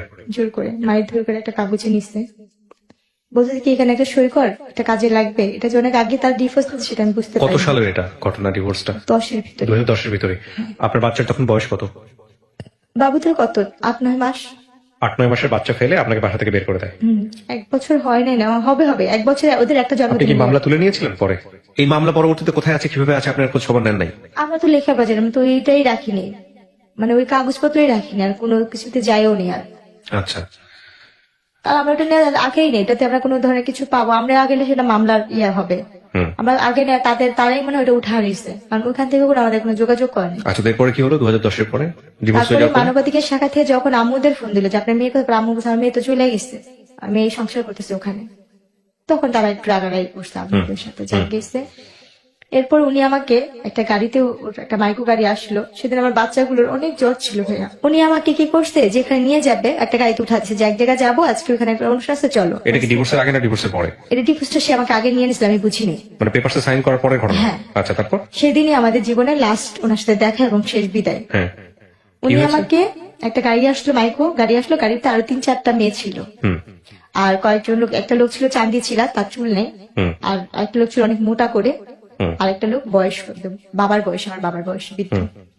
তো ওই গাড়িতে উঠা দিল, আর আমার ব্যাগের মধ্যে কিছু কাপড় সেই ভাত চাষ করেছে, তার ফুকু আসে। তো আপনাকে নিয়ে যাচ্ছে কোথায় আপনি জানেন না এটা? এর মধ্যে সে আমাকে অনেক অনুষ্ঠান, সে বাসাও আনে, বাইরেও নিয়ে যায়, নাচের জন্য? সহকারে। হ্যাঁ, এভাবে নিয়ে যেত। তো সেই দিনের মতন সে আমাকে নিয়ে গেছে, আর ওইটা বলছে সে একটা ঘরোয়া একটা নাটক নাকি বানাবে সে, এইটার জন্য সে নিচ্ছে, কারণ তার ফুপুরা মিডিয়াতে টুকটাক কাজ করতো তো ওই হিসাবে। না, কিন্তু তো আপনি তো এর আগে একটা ভয়ঙ্কর রকমের দুর্ঘটনা আপনার লাইফে ঘটেছে, এই যে মানুষের রুমে পাঠিয়ে দেয়া, এবং সেখানে আপনি এরকম একটা ঘটনা ঘটার পরে তারপরে আপনি তার কথা সাড়া দিচ্ছেন কেন? আমি তো পরিস্থিতি আমার বাচ্চাদের জন্য, আমি কাজ করে টাকা আনতাম, সেটা আমার সংসার চলতো। এখানে দেখেন, একটা কথা বলি, আপনি কিছু মনে করবেন না। অন্যায় যে করে এবং অন্যায় যে সহ্য করে, আমাদের একটা প্রবাদ আছে, দুজনেই সমান অপরাধী। 1 বার করেছেন ঠিক আছে, 2 বার করেছেন ঠিক আছে, 3 বার 4 বার 5 বার 6 বার ধরে, মূর্খ বলতে আমি লেখাপড়া না করার মতো না ঠিক আছে, কিন্তু তারপরে আপনি এতবার ব্ল্যাকমেইল, মানুষ তো ভালো মন্দ বোঝে প্রাণী হিসেবে, শিক্ষার কথা বাদই দেন। ওরকম ভাবে বুঝতে না তাকে, মানে আপনার জামাই ধরে নিয়ে গিয়ে অন্য একটা মানুষের ঘরের মধ্যে ঢুকিয়ে দিচ্ছে জোর করে, সেখান থেকে আপনি তার হাত পায়ে ধরে বের হয়ে আসতেছেন। আর আমার প্রত্যেকটা মুহূর্তে তাহলে ওই ছিল আমি মানুষটার সংসার আপনি করবো। আপনার পেপার থেকে সাইন করে নিচ্ছে, আবার ওই মানুষটা আবার ওটা কিসের আপনাকে sign করছে পাঠাচ্ছে। আমি তো জানতাম না, যদি আমার তালাক সাইন ছিল আমি তো জানি না এটা আমার তালাকের কাগজ। কিন্তু আপনি সাইন করবেন কেন পেপারে? কি কারণে, অনেক কি জিজ্ঞেস কারণে করেছে উনি আপনাকে? আমাকে বলছে এখানে একটা সই দাও, বাবুদের জন্য একটা করছে, বিমানা পলিসি করছে ওইখানের জন্য। আচ্ছা, তো একটা কথা বলে আপনাকে নিয়ে গেল বাইরে, নিয়ে গেছে। তারপরে আপনি দেখলেন যে তারপরে আপনাকে হচ্ছে হলো কোন একটা জায়গায় নিয়ে আর বিক্রি আমি করে। যেখানে যেতাম সেখানে তো আমার চিন্তা ভাবনা থাকতো, এখানে আমার ইনকাম হলে আমার বাচ্চাগুলো খাবে, আমি চলবো, আমার তো ওই জিনিসটাই কাজ করতো, ওই হিসাব করে যেতাম। তারপর তো সেদিন আমি হলে বললাম কি যে আজকে আপনি যাবেন না এই গাড়িতে, অন্য দিন তো যান, আজকে আপনি যাবেন না। বলছে তুমি যাও, আমি ফুপুর সাথে আসতেছি, আমি ফুপু একসাথে ফুপুর গাড়িতে আসবো। তো যাক গেছে, যখন গাড়ি যাইতে যেতে অনেক যেখানে যেতেছে, আমি তো রাস্তাঘাট তো চিনি না, তখন আমি বলতেছি কি আর কত দূর যাবে, কোথায় অনুষ্ঠান? তখন ওই মেয়েরা বলতেছে কিসের অনুষ্ঠান হবে, কি হবে? আমি কিন্তু বোরখা পরাই, আমি তখন হাত মোজা পা মোজাও পরতাম। তখন আমি বলতেছি কি যে এই কাজের জন্য যাচ্ছে না, একটা অভিনয় হবে, নাটক হবে, টেলিফিল্ম, এসবে হবে না? বলছে, পাগল তুমি, তোমার মাথা মাথা ঠিক আছে? আমরা তো যাচ্ছি একটা যেখানে ওইখানে এরকম এরকম কাজ হয়, আমরা তো টাকার বিনিময়ে যাই, ওখানে 6 মাস বা 3 মাস থাকি। তাই তখন যে আমি কি পরিমাণে কান্না করতেছি গাড়ির মধ্যে বসে, আর বলতেছি যে আল্লাহ, একটা বার আমাকে এই গাড়ি থেকে একটু মুক্তি দেওয়ার ব্যবস্থা করো, আমি যেন এই গাড়িটা থেকে বের হইতে পারি। এটা মনে হয় আমার জীবনের, আমার মনে হয় আমার বাচ্চারা বা আমার বাবা মা আর কেউ দেখতে পারবো না আমি কোথায় যেতেছি, কার কাছে যেতেছি। তো ওই মুহূর্তে গাড়িটা যখন ওই বার হবে, ফেরি পার হবে, ফেরি পার হওয়ার সময় ওইখান থেকে ওখানে একটা আপু ছিল, খুব ভালো ছিল। ওই আপুটা বলছে কি, যখন ফেরিতে উঠবো তখন তোকে আমি একটু হেল্প করতে পারবো, বাথরুমের নাম করে তুই এখানে বেড়াতে পারবি, যেহেতু তুই এখানে মেয়ে না। তারপর এরপর যখন বাথরুমের নাম করে এখান থেকে বের হইলাম, আমি পরে ওইখানে একটা রুম, মানে উপরে যে থাকে যে বাথরুমের সেটে, ওদিকে একটা লোকের বললাম কি আমার ওই গাড়িটা তুলে নিয়ে যেতেছে, আমার একে একটু বাঁচাবেন। কয়েকজন লোক জমাট হইলো, বলছে কোন গাড়িটা? আমি কিছু বলবো না, কারণ আমি ভয় পাইতেছি। এদের কাছে বলি, এদের তো আমি চিনি, এরাও যদি আমার দুর্বলতার সুযোগটা কাজে লাগায়। আর আপুটা বলছে কাউকে বলবি না, তুই এখান থেকে পালাইতেছিস, তুই কাউকে বুঝতে দিবি না, তাহলে এইখানে যে পশুগুলি আছে সেগুলি তোর আর ছিঁড়া ছিঁড়া খাইবো। আপনারা যারা শুনতেছেন বা দেখতেছেন তারা নিশ্চয়ই বুঝতে পারতেছেন যে একটা মেয়ের ভাগ্য কতটা দুর্ভাগ্য হতে পারে। আল্লাহ মাফ করুক যদি তার অর্থনৈতিক ভাবে সে শক্তিশালী না হয়, তার পরিবার বা একটা রং হ্যান্ডে যদি পড়ে। এটা যে খুব গরিব হলেই যে এই ধরনের ঘটনা সবার ক্ষেত্রে কোনো বিষয়টা এরকম নয়। তবে এটা ঠিক যে ওর অর্থনৈতিক অবস্থা যদি ভালো থাকতো তাহলে হয়তো ওর জীবনটা আজকে এরকম হতো না। তারপর এরপরে ওইখান থেকে তখন অনেক রাত্র হয়েছে মনে হয়, তখন অনেক রাতই, ভালো মতনই রাত। তখন ওই সময় আমি লুকায় বাথরুমে বসে আছি, বাথরুম থেকে বের হচ্ছি না, কোনোভাবে বের হচ্ছি না। আর আমি যে লোকগুলোকে বলছি ওই লোকগুলি আমাকে খুঁজতেছে। অনেকক্ষণ পরে ভালো করে বোরখার মুখটুক আটকে অন্য সাইডে এমন ভাবে বের হলাম যে আমি কাউকে কিছু বলিনি, আমি যে কোনো গাড়ি থেকে পলাইছি বা কিছু কাউকে কিছু বুঝতে দিইনি। এরপর যখন ফেরিটা ঘাটে বিল, এরা তো খুঁজতেছে খুঁজতেছে, কোনোভাবে পাচ্ছে না। আমি গাড়িটাকেও দেখতেছি লুকা এক সাইডের থেকে ভিতরে। ওখান থেকে দেখি কি গাড়ি থেকে 3-4 জন বের হয়েছে, চান্দমাতা যে লোক উনিও বের হচ্ছে। আমি তাতে করে জোর জোরে হাইটা আগাও ফেরির মধ্যে যে খাবারের দোকানগুলো থাকে না, যে খাবার খায় হোটেল টোটেল, ওইখানের ভিতরে ঢুকছি খুঁজে খুঁজে।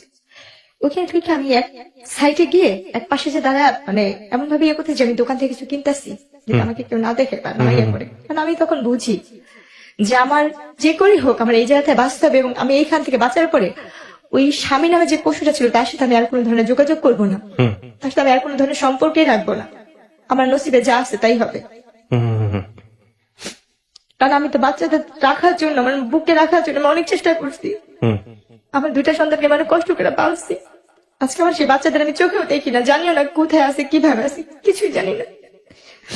শুধু অভাবের কারণে আমি তার সব ধরনের অত্যাচার, সব ধরনের কথা আমি মাইনা নিয়েছিলাম। এরপরে যে ওর গাড়িটা নেমে গেছে, গাড়িটার থাকে না, অপেক্ষা করে নেই আমার একজনের জন্য আর 10টা মেয়ে ইয়া করবে, আর মানুষ যেহেতু ওখানে ভিড় হয়ে গেছে। এরপরে গিয়ে ওই গাড়িটা চলে গেল, আর আমি বসে রাখলাম যে এই ফেরিটা কখন আবার ওই পারে যাবে। ওখানে বসে থাকলাম যে কখন ঢাকার বাস আসবে। তখন আমি কি করলাম, বসে পর অনেকক্ষণ বসে থাকার পর দেখতেছি যে ঢাকা লেখা আছে এই বাসগুলো। তখন আমি বললাম কি এই বাসটা কি ঢাকা যাবে? পর বলতেছি কি হ্যাঁ এটা তো ঢাকা যাবে। পর আমি নাম বলতেছি ভাই আমার ব্যাগটা হারাই গেছে, আমার কাছে কোনো টাকা পয়সা নেই, আমাকে কি ঢাকা নেওয়া যাবে? পর বলতেছি কি দেখতেছো আমার হাতে কোনো ব্যাগ নেই বা কোনো টাকা পয়সার মতো কিছু নাই। পরে আচ্ছা যান উঠেন, যদি যাত্রী বেশি হয় আপনাকে দাঁড়া যেতে হবে। ঠিক আছে আমার কোনো সময় দাঁড়াই যাবো। তখন ওই বাসটাতে উঠলাম, ওই বাসটা যাত্রাবাড়িতে এসে নামলো। ওখান থেকে আমি একটা রিক্সা নিয়ে আমার মার বাসায় চলে আসলাম, আমার আর কোথাও যাওয়ার জায়গা নেই। মার বাসায় মার বাসার উদ্দেশ্য করে বের হয়েছে ঠিকই, মাঝ যাচ্ছে না কেন জানি মনে হয় আমার ফুপু শাশুড়ির কাছে যা বলি তো সে যদি আমার বাচ্চাগুলিকে আইনা দেয়, ওনার কাছে আবার যাওয়ার জন্য ইয়া করলাম। তারপর আমার মেজো ফুপু শাশুড়ির কাছে গেলাম, ওনার বাসায় কাজের মেয়ের মতো পড়ে আসছি, ওনার পার্লারে কাজ করি, ওনার এটা করি সেটা, কিন্তু উনি কোনোভাবে আমার বাচ্চাই না দেয় না। উনিও দেখি আমাকে এটা ওইটা বলে, বাজে ধরনের কথাই উনিও বলতেছে। ওখানে আমি 1 মাসের মতো কাছাকাছি ছিলাম। আমার আম্মার সাথে ফোনে কন্ট্যাক্ট করলাম, যোগাযোগ করলাম। তখন আমার আম্মুর কাছে একটা ফোন আসছে, ছোট একটা মোবাইল চালায়। আম্মু বললো কি তুই এখন ওই বাড়ির আশা করিস, তোর মতো সন্তান আমার আর দরকার নেই, যদি পারিস ওই জামাইয়ের তালাক দেয় আসতে পারিস আসবি, আর না আসলে নেই, তোর মতো মেয়ে আমার আর দরকার নেই। সেম আপনি যে কথাটা আমাকে বললেন না ভাইয়া, যে অন্যায় করে সেও অপরাধী, যে অন্যায় সহ্য করে সেও অপরাধী, আমার মা আমাকে সেম ওই কথাটাই বলছে। তারপর ফুপুর বাসায় ফুপুরে খালি বলি, তো ফুপুর পার্লারের একটা মেয়ের অনুষ্ঠান, জন্মদিনের অনুষ্ঠান, আমি তাকে রান্না বান্না করে দিলাম। পার্লারের মেয়ের জন্মদিন, ওই মেয়ের বার্থডেতে আমি রান্না বান্না সব কাজ করলাম। ওই মেয়ের নাকি একটা হাতের আংটি হয়ে হারায় গেছে, ওই আংটিটার জন্য আমার ফুপু শাশুড়ি এবং পার্লারের মেয়েরা মিললে আমাকে মারলো যে আমি নাকি সে আংটি চুরি করছি। কিন্তু আমি তো এখানে পড়ে আছি শুধু আমার বাচ্চাটার জন্য, আমার যদি বাচ্চাগুলো আমাকে সাইনা দেয়, ওই লোভে বা ওই বিনিময়ে, আমার স্বামীর লোভেও না, শুধু সন্তানদের লোভে আমি এখানে পড়ে থাকতাম। এরপরও আপনি হাজবেন্ডের কাছে ছিলেন এই না, ঘটনা? তাহলে তার কোথায়? কাছে ফুপুর কাছে ছিলাম, ফুপুর কাছে ছিলেন। আর ফুপুর বাসায় ছিলাম। বলতে একই তো কথা হলো তাও। না, তারপর? সে তো ওইখানে আসেও না, তার সঙ্গে যোগাযোগও নেই, বা আমি যে তার ফুপুর বাসায় আছি সেটা জানেও না। সে তো ওইখানে বাচ্চাদের নিয়েই নাই হয়েছে, যে মেয়ের সাথে তার সম্পর্ক আছে সেই মেয়েকে সে অলরেডি সংসার করতেছে। পরে গিয়ে ওই মাইক খাওয়ার পরে আর ওইখানে আর থাকিনি, চলে আসলাম। আয়সা বাবা মার কাছে বললাম যে ঠিক আছে আম্মু, আমি ওনারে তালাক দিয়ে দিন। আম্মু বলছে জাগে তুই তালাক দিয়ে, আমার কাছে টাকা পয়সা নেই। তুই কোথেকে দিবি, কিভাবে দিবি? আমি জানি না, আমি কি টাকা নিয়ে গাছ লাগা রাখছি, যোগাযোগই করবি না। তারপরে গিয়ে কাজের অফিসে গিয়ে বললাম যে আমি এরকম ছাড়তে চাই, আমার কাছে টাকা টুকা নেই, কেমনে কি ছাড়া যায়? বলছে আপনি 500 টাকা যদি ম্যানেজ করে আনতে পারেন আমি এখান থেকে কাগজপত্র করে দিব। এরপরে আম্মুর থেকে যে আম্মু 500 টাকা দিল, 500 টাকা নিয়ে ওনারে যে তালাক দিলাম। আমার তালাক যাওয়ার আগে এটা 2011 সালে। 11 সালে বিয়ে হয়েছিল কয় সালে? 2007 কাবিন হয়েছে, আমাকে 9 সালে বাচ্চা পেটে নেওয়া অবস্থা উঠা নিচ্ছে। ওকে, তারপর 11তে আমার তালাক হয়েছে। তালাক হওয়ার পরে ওনাদের সাথে আমার আর কোনো যোগাযোগ নেই, আমার কোনো কন্ট্যাক্ট নেই। এরপরে আমি আস্তে আস্তে মানে টেনশন, বাচ্চাদের জন্য টেনশন করতে করতে, আর ওই যে আমার মাথায় যে আঘাত পড়ছিল চোখে তো দেখি না, এক পর্যায়ে আমি আস্তে আস্তে অসুস্থ হয়ে গেলাম। তখনই আমি ব্রেন স্ট্রোক করি। স্ট্রোক করার পরে আমার অনেক কিছু মনে নেই। তারপরে এইভাবে তখন এই আম্মুর সাথে থাকতাম, টুকটাক হাতের কাজ করতাম, ঠিক বিক্রি টিকচি করতাম, মানে আমার মতো যে কাজ করতে পারে আমি সেই ধরনের কাজ টাজই করতাম টুকটাক। করা অবস্থায় এক বাসায় কাপড় বিক্রি করতে যেতাম। কাপড় বিক্রি করতে যাওয়া অবস্থায় ওনারা অনেক বড় লোক ছিল, আর আমি হচ্ছে অনেক ধরনের সুতার কাজ, ব্লক বাটির কাজ, সব ধরনের কাজ জানি। আর যেহেতু আমার শ্বশুরবাড়িতে পার্লার ছিল, তাদের পার্লারের কাজটা আমি শিখে ফেলছিলাম। ওই বাসায় ওনাদের ব্যাগের সাথে আমার ব্যাগের সাথে মিলা যায়। তখন আমি যখন চলে আসি ওনাদের ব্যাগে টাকা ছিল, আর আমার ব্যাগে ছিল কাপড় আর ছোট্ট একটা বাটন ফোন আমি চালাতাম। হয়তো বা তারা আমার এই ভিডিওটা দেখবে, হয়তো সেটা শুনবে, সে আপুরা, এদের ঋণ আমি কখনো শোধ করতে পারবো না। ওনাদের টাকার ব্যাগ আমার কাছে চলে আসে, আর আমার কাপড় ব্যাগ ওনাদের বাসে। আমার ওই কাপড় ব্যাগে ছোট একটা ফোন ছিল, আমার বাটন ফোন। আচ্ছা, তো আমি যখন রিক্সাওয়ালাকে টাকা দিব তখন যে আমার ব্যাগে টাকা নেই, ওই টাকা ওনাদের টাকা, আমার ফোনও নেই, আমার টাকাও নেই। তখন আমি ওই টাকার দেখে অবাক হয়ে গেছি, এতগুলো টাকা তো আমি কখনো দেখিনি। তখন গিয়ে আমি কি করলাম, বাসায় নামলাম, আমার ওই নাম্বারে ফোন দিচ্ছি বারবার, ধরেন তো সারাদিন এরকম পার হয়েছে, সন্ধ্যার দিকে ফোন ধরছে। আমি বলতেছি কি এই ফোনটা যার কাছে, ওনাদের একটা ব্যাগ আমার কাছে। বলার পরে উনি বলতেছে আমাদের ব্যাগ তোমার কাছে, তুমি কে? আর এই ফোনটাই কি? বলছি আপা আপনার বাসায় যে আমি নকশি খাতা বিক্রি করতেছিলাম, কাপড় দিতে গেছিলাম, তখন আমার এই ব্যাগটা গেছিল। বলছে ও হ্যাঁ হ্যাঁ হ্যাঁ, আমি তো ওই বাসায় গেছিলাম, কাপড় কিনতে বেড়াতে গেছিলাম, ওই ব্যাগটা তোমার কাছে, দেখি দিয়ে দাও তো। দ্বন্দ্ব হয়ে ওই লাইনে থাকা অবস্থা বলছে কি তুমি কি জানো এই ব্যাগে কি আছে? আমি জানি, আমার এটার প্রতি কোনো লোভ নেই। কি ছিল? টাকা ছিল। কত টাকা ছিল? ভাই জানি না, কিন্তু এত টাকা কখনো চোখে দেখিনি, অনেকগুলো টাকাই ছিল। তারপর তখন উনি বলছে তোমার এই টাকার প্রতি কোনো লোভ নেই? আমি না আপা, আমার এই টাকার প্রতি কোনো লোভ নেই। তখন উনি বললো কি তুমি আসো গুলশান আসতে পারবা এই ব্যাগটা নিয়ে? আমি গুলশান জীবনে যাইনি, আমি চিনি না।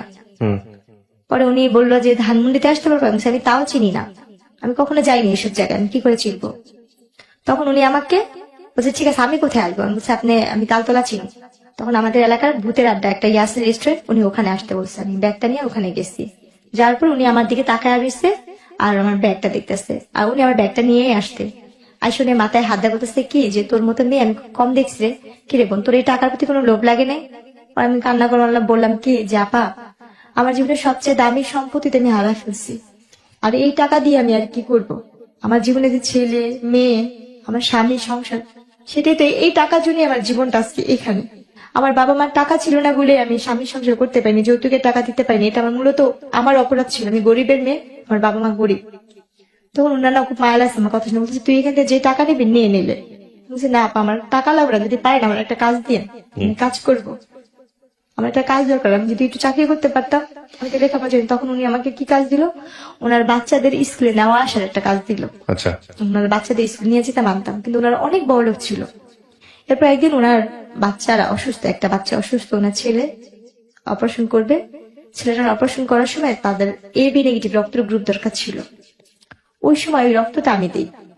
আমি বলি যে আমি এই রক্তটা দিব। বলছে কি তোর কি রক্ত এটা? পরে আমি বললাম যে হ্যাঁ, আমার যখন আমি অসুস্থ ছিলাম তখন আমি শুনছি আমার এই রক্তের গ্রুপটা AB নেগেটিভ আপনার। AB নেগেটিভ রক্তের গ্রুপ। যেখানে ওনার বাচ্চার 3-4 ব্যাগ রক্ত লাগবে, সেখানে আমার 1 ব্যাগ আর 1 ব্যাগ ওনারা কিনে আনছে। এই 2 ব্যাগ দিয়ে ওনার বাচ্চাকে উনি ইয়ে করলো। তখন ওই যে রক্ত দিয়ে আমি তো কখনো রক্ত দিই নেই, রক্ত দিয়ে তো সাথে উঠতে হয় না। আমি কি করছি, রক্ত দিয়ে উঠে পড়ছি না, আমার চশমাটা পড়ে গেছে, ভাঙে গেছিল একটা ফ্রেম। তখন আমি অন্ধের মতো হাতে হাতে চশমা খুঁজতেছিলাম। তো ওই জিনিসটা ওই আপুটা ফলো করতে, ফলো করে বলতেছে কি তুই কি চশমা ছাড়া চোখে দেখিস না? এরপরে গিয়ে আমি বলতেছি কি আপা আমি তো চশমা ছাড়া চোখে দেখি না, আজকে 3 বছর ধরে আমার চোখের অবস্থা এরকম।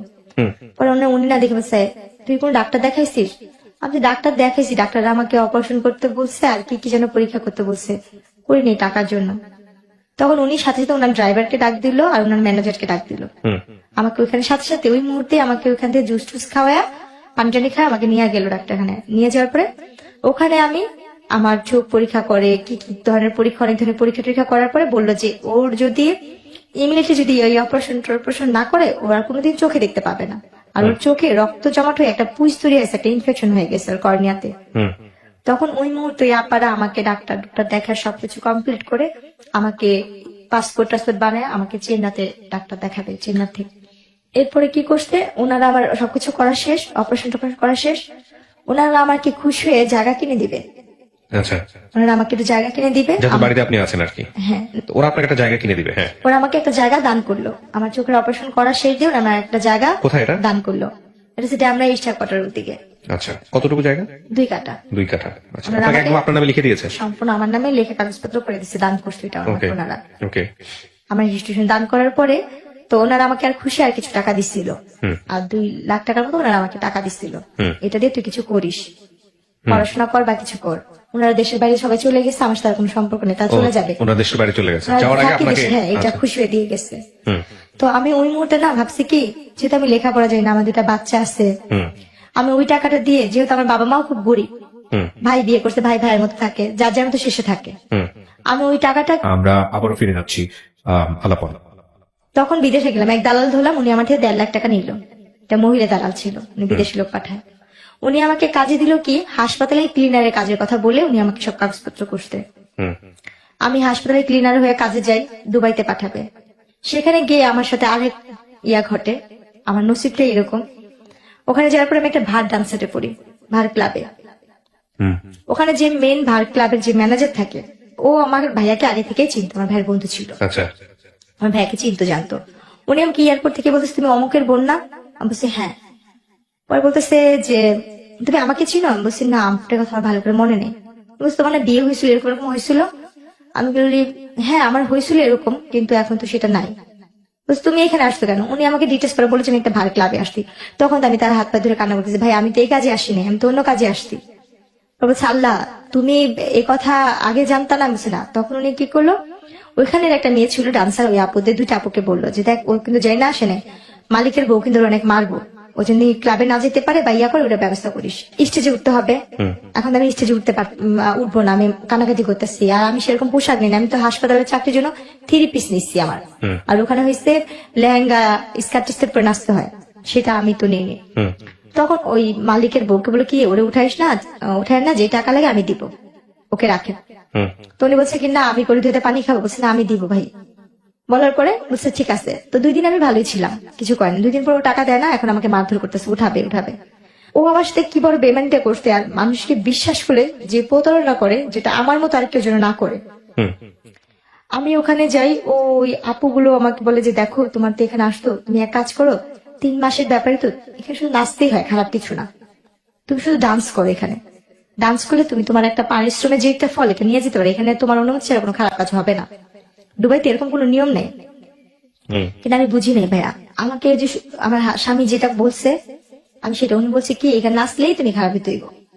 আমি ওই জিনিসটা ধরেছি যে আমি তো একবার তো অনেক কিছু দেখে আসছি খারাপ জগতের, আমি তার কোনো কিছু করতে চাই না, বা আমি তো আমার নিজের দেহটাকে বিক্রি করা ছাড়া সবকিছুই করছি, জীবন অনেক ধরনের মোকাবেলা করে আসছি, আমি আর কিছু করতে চাই না, আমি একটু সৎভাবে বাঁচতে চাই, সেটা পরিশ্রম করে 1 টাকা হইলে আমি নিয়ে খাবো। তখন আমি না ওর হাতে পায়ে জড়া ধরলাম যে ভাইয়া আমাকে এখান থেকে পাঠা দেওয়ার ব্যবস্থা করেন না, আমার বাবা মার কাছে আমার 2 কাঠা জায়গা আছে, আমি সেটা বিক্রি করে আপনাকে টাকা দিবে দরকার হয়। হুম। এই কথাটা আমি ওকে নিজে থেকেই বললাম আচ্ছা। যে আমার 2 কাঠা জায়গা আছে, আমি বিক্রি করে দরকার আপনাকে টাকা দিব। তখন ও চুপচাপ থেকে তারপর দিন আমাকে বলছে তুমি যদি এখান থেকে বাঁচতে চাও তোমাকে আমার বিয়ে করতে হবে, আমাকে যদি তুমি বিয়ে না করো তাহলে তুমি এখান থেকে বাঁচতে পারবে না। তো এইভাবে ফুসলে ফাসলে আপনাকে বিয়ে করে? হ্যাঁ, ও যখন ওইখানে বলছে আর আমি তো এখানে অসহায়ের মতন, তখন আমি না আমার মার সাথে এই কথাগুলো কথা বলতে, আমার তো ফোন নাই, ওরে বললাম যে আমার মার সাথে একবার কথা বলতে দেন না, কেউ আমার মার সাথে যোগাযোগ করতে দিল না। আমি একটা জিনিস সংক্ষিপ্ত করে ফেলতেছি এখন, কারণ আমি জানি আপনার এই গল্পটা কোন দিকে যাবে। আমি খুব শর্ট করে নিয়ে আসি যাতে আমাদের দর্শকরা যারা এতক্ষণ ধরে দেখছেন বা শুনছেন তাদের একটু প্রেসাইজ করতে সুবিধা হবে। এই লোকটাকে আপনি বিয়ে করেছেন, শুধু বিয়ে না, আপনি বিয়ে করার পরে দেশে চলে এসেছেন এবং এই লোকটার ঔরসজাত একটা বাচ্চা এখন আপনার আছে, যে বাচ্চার বয়স কত? বাবুটার ফেব্রুয়ারি 14 তারিখে আসলে 2 বছর হবে। আপনি এই লোকটাকে বিয়ে করে দেশে আসছেন, সে কি আর দেশে আসছিল? ওনাকে যখন আমি দুবাইতে বিয়ে করি, উনি দুবাই নিয়ে বিয়ে করার পরে আমাকে বাংলাদেশে পাঠা দেয়, এবং আমি বাংলাদেশে চলে আসার পরে আমার বাবা মা বলছিল যে এই লোকটা ভালো হবে না, খারাপ হবে। তখন আমার বাবা মা অন্য জায়গায় বিয়ে ঠিক করে, এবং অন্য জায়গায় যেখানে বিয়ে ঠিক করে সেই ছেলেটা আনম্যারিডই ছিল। আমার প্রথম বিয়ে এবং আমার তখন কি আপনি কনসিভ, আপনি জানতেন যে আপনি কনসিভ করেছেন? তখন আপনি বাচ্চা জানেন? পেটে ছিল না, তখন আমার কোনো বাচ্চা পেটে ছিল তারপরে না। বাংলাদেশে এসছে, হ্যাঁ, আপনার বাবা ওর মার সাথে সঙ্গে আমার মিট বিদেশ করে? স্বামী স্ত্রীর কোনো সম্পর্ক নেই, শুধু বিয়ে করছি ওই পর্যন্ত। কি ওই তো বললাম বাংলাদেশে এসছে, হ্যাঁ, আপনার সঙ্গে কিছুদিনের জন্য ছিল, সংসার করেছে। না, উনি আমাকে একা পাঠা দিছিল। তো তাহলে বিষয়টা কি দাঁড়ালো? মানে ও আসছে কিছুদিনের জন্য ছিল? হ্যাঁ, উনি কিছুদিন আসতে এসে আমাকে এখানে ধর্মে কাগজে কলমে বিয়ে করলো। ওর ফ্যামিলির সাথে কি আপনার যোগাযোগ হয়েছে? হ্যাঁ, ওর বাবা ফ্যামিলির সাথে যোগাযোগ আছে? ওর বাবা মা সবাই আমাকে নিয়েছিল, এবং ওর বাবা মার আগের বিয়ের কথাটা জানে না। পরবর্তীতে জেনেছে? পরবর্তীকাল তার নাকি শোনা শুনছে, কিন্তু এটা আমার হাজবেন্ড কখনো ফেস করে নাই। ফেস করে নাই? এটা সম্পূর্ণ সে গোপন আপনার এখন রাখছে। বাচ্চা আছে, আপনার হাজবেন্ডের সাথে আপনার যোগাযোগ আছে? উনি আমার বাচ্চাকে 3 মাসে পেটে রেখে বাইরে চলে গেছে, আমার দেখেও হাতে- নাই কখনো? না, আজ পর্যন্ত দেখে না, নাই? আমার গয়নাগাটি লাস্ট পর্যন্ত যে যোগাযোগ হয়েছে আপনার সঙ্গে তখন কি বলে আপনার হাজবেন্ড? উনি- লাস্ট কবে যোগাযোগ হয়েছে? আমার বাবু যখন 3 মাসে পেটে রেখে গেছে, বাবুটা যেদিন ডেলিভারি হবে তার একদিন আগে আমার ম্যারেজে 13 তারিখে আমার ম্যারেজের দিন উনি 60টায় ফোন দিচ্ছিল। কথা হচ্ছে যেদিন আমার ছেলেটা হয়েছে ঠিক সেই দিনই। তার মানে আপনাদের ডিভোর্স হয়নি এখন পর্যন্ত? তাহলে এই ভদ্রলোক সম্পর্কে আমি ইন্টেল কোনো কিছু আনতে চাচ্ছি না, যেহেতু আপনি এখনো তার ওয়াইফ। তো এই গল্পটা আপনি এখন বললেন, আপনার কি ভরণ পোষণ সে দেয়? সে আমাকে কোনো ধরনের টাকা পয়সাও দিচ্ছে না, এবং আমার বাচ্চার কোনো দায়িত্ব নিচ্ছে না। আপনি কোনো মামলা করেছেন তার এগেনস্টে? না, আমি তার সাথে সংসার করতে চাই, তার সাথে আমি সংসার করতে চাইছি বিধে কোনো কিছু করিনি, কিন্তু Okay. তাকে আমি অনেক ধরনের হাতে পায়ে ধরে রিকোয়েস্ট করতেছি, ফোন দিচ্ছি। উনি ডাইরেক্ট বলে কি তুই কি তোর বাপের কাছে ফোন দিস, আমি কি তোর বাপ লাগি? উনি আপনাকে চায় না, বলে দিতে চায় না, ডিভোর্স দিবে না? ডিফিউজও দিবে না। আচ্ছা, তাইলে আপনি এখন কি অবস্থায় আছেন, কি করেন আপনি? আমার এই ছেলেটাকে আমি 3 মাসে পেটে নিয়ে মানুষের বাসা, আমার বাবা মা আমাকে মাইনা নেয় না, আমি তো একা বিয়ে করছি, তাকে এই জন্য মেনে নেয় না? মেনে নেয় না। তো আপনি এখন মানুষের বাসায় কাজ করেন, 3 মাসে মানুষের পেটে নিয়ে বাসায় কাজ করি। আপনার বাচ্চাটাকে নিয়ে মানুষের বাসায় থাকেন? হ্যাঁ, আচ্ছা, আমি যে কাজ করি কেউ আমাকে কাজেও রাখতে চায় না, আমার চেহারা আমি মুখ ঢেকে কাজ এক্স্যাক্টলি করি। এক্স্যাক্টলি আপনি মুখ ঢেকে কাজ করেন, এবং আপনাকে আমি বলেছিলাম যখন আমি ভিডিওটা করি শুরুতে যে 1 বছর ধরে আমি আপনাকে ঘুরিয়েছি এই গল্পটা প্রচার করার আগে। হ্যাঁ, প্রত্যেকটা অক্তের নামাজে আমি শুধু একটা কথাই বলি যে আল্লাহ যেন আমার আর আমার ছেলে হ্যাঁ, এই আল্লাহ তো 6 দিন, 7 সবকিছু দিনের দিতে পারে, রাতে আল্লাহ কাছে ছিল। আপনি ভালো জিনিস চাবেন, আপনি কেন খারাপ জিনিস চান? ভাই ভালো জিনিস তো অনেক চাইছি। ধৈর্য ধারণ করেন, আসলে। পুরো লাইফটা একটা এক্সাম। আপনি আমাকে বলেন, আপনার তো 2 কাঠা জমি আছে, আপনি চাইলে ওটা বিক্রি করে দিয়ে তো একটা কিছু করতে পারতেন, কেন করেননি? ভাইয়া ওটা এমন ভাবে যারা আমাকে দিচ্ছে আমি বিক্রি করতে পারবো না। কিভাবে দেয়া আছে? হ্যাঁ, এভাবে দেওয়া আছে। তাহলে তো আমি ওইটা বিক্রি করলে আপনি 3 লাখ করে 12 লাখ করে কাঠা হইলে আমি 2 কাঠা বিক্রি করলে হয়তো নিচের পক্ষে 4 লাখ বা 5 লাখ টাকা হয়তো বা পাবো, কিন্তু এটা এমন ভাবে তারা আমি বিক্রি করতে পারবো না। আচ্ছা, আমি নাম্বারটি দেওয়ার আগে আপনাকে আবারও সতর্ক করছি, এই নাম্বারটি দেওয়ার ফলে কোনো লিসনারের সঙ্গে, কোনো ভিউয়ার্সের সঙ্গে যে কোনো ধরনের ব্যক্তিগত সম্পর্কে জড়ানো, যে কোনো ধরনের নেগেটিভ কোনো কিছু তৈরি হওয়া বা কোনো ধরনের কোনো কিছু যেটা আপনার জীবনের জন্য দুর্বিষহ হতে পারে, সেটার দায় দায়িত্ব সম্পূর্ণই আপনার। এই বিষয়ে ঢাকা এফএম বা আমি আর জিকে প্রিয়া কোনো ধরনের দায় নিব না। এটা জেনে শুনে আপনি নাম্বারটা দিচ্ছেন। কার সঙ্গে আপনি কথা বলবেন, কার সঙ্গে আপনি সম্পর্কে জড়াবেন, কার সঙ্গে আপনার কি হবে না হবে, সমস্ত কিছু আপনার। এখানে আমাদের কোনো দায় নেই। আপনি কি বুঝতে পেরেছেন আমার কথাটা? হ্যাঁ, সেটা বুঝতে পারছি। জেনে শুনে আপনি দিচ্ছেন। আপনার যদি ভালো হয় সেটাও আপনার, যদি মন্দ হয় সেটাও আপনার। ঠিক আমি আছে? এখানে সবার কাছে শুধু একটা কথাই বলবো, আমার জীবনে প্রথম যেটা হয়েছে আমার বাবা মার ভুলের কারণে, অভাবের কারণে আমার বাবা আমাকে বিয়ে দিচ্ছে। Right. এটা হয়েছে আমার তরফ থেকে কথা। আমার মতো জেসমিন যারা সবার ঘরে জন্ম হয়েছে, যারা গরিব ফ্যামিলি, বিশেষ করে এদের বাবা মা যদি রিক্সাও চালায় ভাত খাওয়ার সন্তানকে যেন অল্প বয়সে বিয়ে না দেয়, এটা থাকবে। আর এখানে আমি কি পাবো আমি সেটা জানি না। মানে চেহারার কারণে একটা বড় লোকের ঘরে দিয়ে দেয়, এটাও যেন না করে। কিন্তু- বলেন, আপনি আপনার সঙ্গে যোগাযোগ করার নাম্বারটি বলেন প্লিজ। এটা কি আপনার নামে রেজিস্ট্রেশন করা আছে ফোন নাম্বারগুলো? আমরা কিন্তু চেক করিনি। হ্যাঁ, বলেন। আমার নামে বলেন। 01945887880। আচ্ছা, আরেকটা? আরেকটা হয়েছে 01300700738 3 5। আচ্ছা, আপনি যে দুটো নাম্বার দিলেন এই দুটো নাম্বারে কি বিকাশ করা আছে বা নগদ করা আছে? আচ্ছা, প্রিয় দর্শক এবং শ্রোতা, আমি বারবারই আপনাদেরকে বলি, এই দুটো নাম্বার আসলে ওর যতটা আর্থিক সাহায্য দরকার তার চেয়ে বেশি দরকার ওর একটা কর্মসংস্থানের, তার চেয়ে বেশি দরকার ওর সন্তানের সিকিউরিটি। আমি ইন্সপায়ার করব যে ওর অন্তত এই জায়গাটা আপনারা এনশিওর করেন। আপনারা খেয়াল রাখবেন যে এই গল্পটা আসলে মানুষ বলে যে কাঙ্ক্ষিত ভাবে চেহারা চায়। আমি বহুবার ওকে 1 বছর 1.5 বছর এখানে নিয়ে আসছি, ও আমাকে ঘুরে ফিরে একটা কথাই বলছে, ভাইয়া মানুষের সৌন্দর্য নাকি মানুষের জন্য পজিটিভ, আমার জন্য সৌন্দর্যটাই অনেক বেশি নেগেটিভ হয়ে গেছে। তো সেই জায়গাটা থেকে চলেন, ওর জন্য আমরা যদি পারি ওর একটা কাজের ব্যবস্থা করি, ওর একটা কর্মসংস্থানের ব্যবস্থা করি, এবং যে যেভাবে পারেন ওর পাশে দাঁড়ান। আমরা চাই ওর সন্তানের একটা ভবিষ্যৎ হোক। আমি আমার জায়গা থেকে আপনার গল্পটা 1.5 বছর ধরে আপনাকে ঘুরিয়ে প্রত্যেকবারই আপনাকে আমি ইন্সপায়ার করেছি গল্পটা না বলার জন্য। আমি কি ঠিক বলেছি? হ্যাঁ, আপনি আমাকে অনেকবার না ফিরাই বলেছেন। দিছি। আর আমি বারবারই আপনার সে কারণে আসছি, আমার চলার মতো কোনো পথ নেই। আর আমি কোথা থেকে স্বামী আর কোথায় আমি কাজ আপনার গল্পটা এই জন্যই প্রচার করলাম যাতে করে এই গল্পের শিক্ষণীয় বিষয়গুলো নিতে পারে। কারণ আমি জানি গ্রামের মানুষ থেকে শুরু করে সবাই আমার এই অনুষ্ঠানগুলো দেখে, সব শ্রেণীর মানুষগুলো দেখে। আপনি যে কথাগুলো লাস্টে বলছেন না, যে সামর্থ্য যতটুকু অতটুকুই যাওয়া উচিত, এটাই হচ্ছে এই গল্পের সবচেয়ে গরিবের বড়। দেওয়া ভালো, কিন্তু গরিবের কাছেই যেন যায় এই যাওয়া সম্পর্কের ভালো, জায়গা কিন্তু থেকে। কোনো বড় লোকের কাছে। আর একটা মেয়ে যদি কম শিক্ষিত হয়, তাকে কম শিক্ষিত ছেলের কাছে বিয়ে দেওয়া ভালো। শিক্ষিত ছেলের কাছে দিবে, সে খোটা দিবে।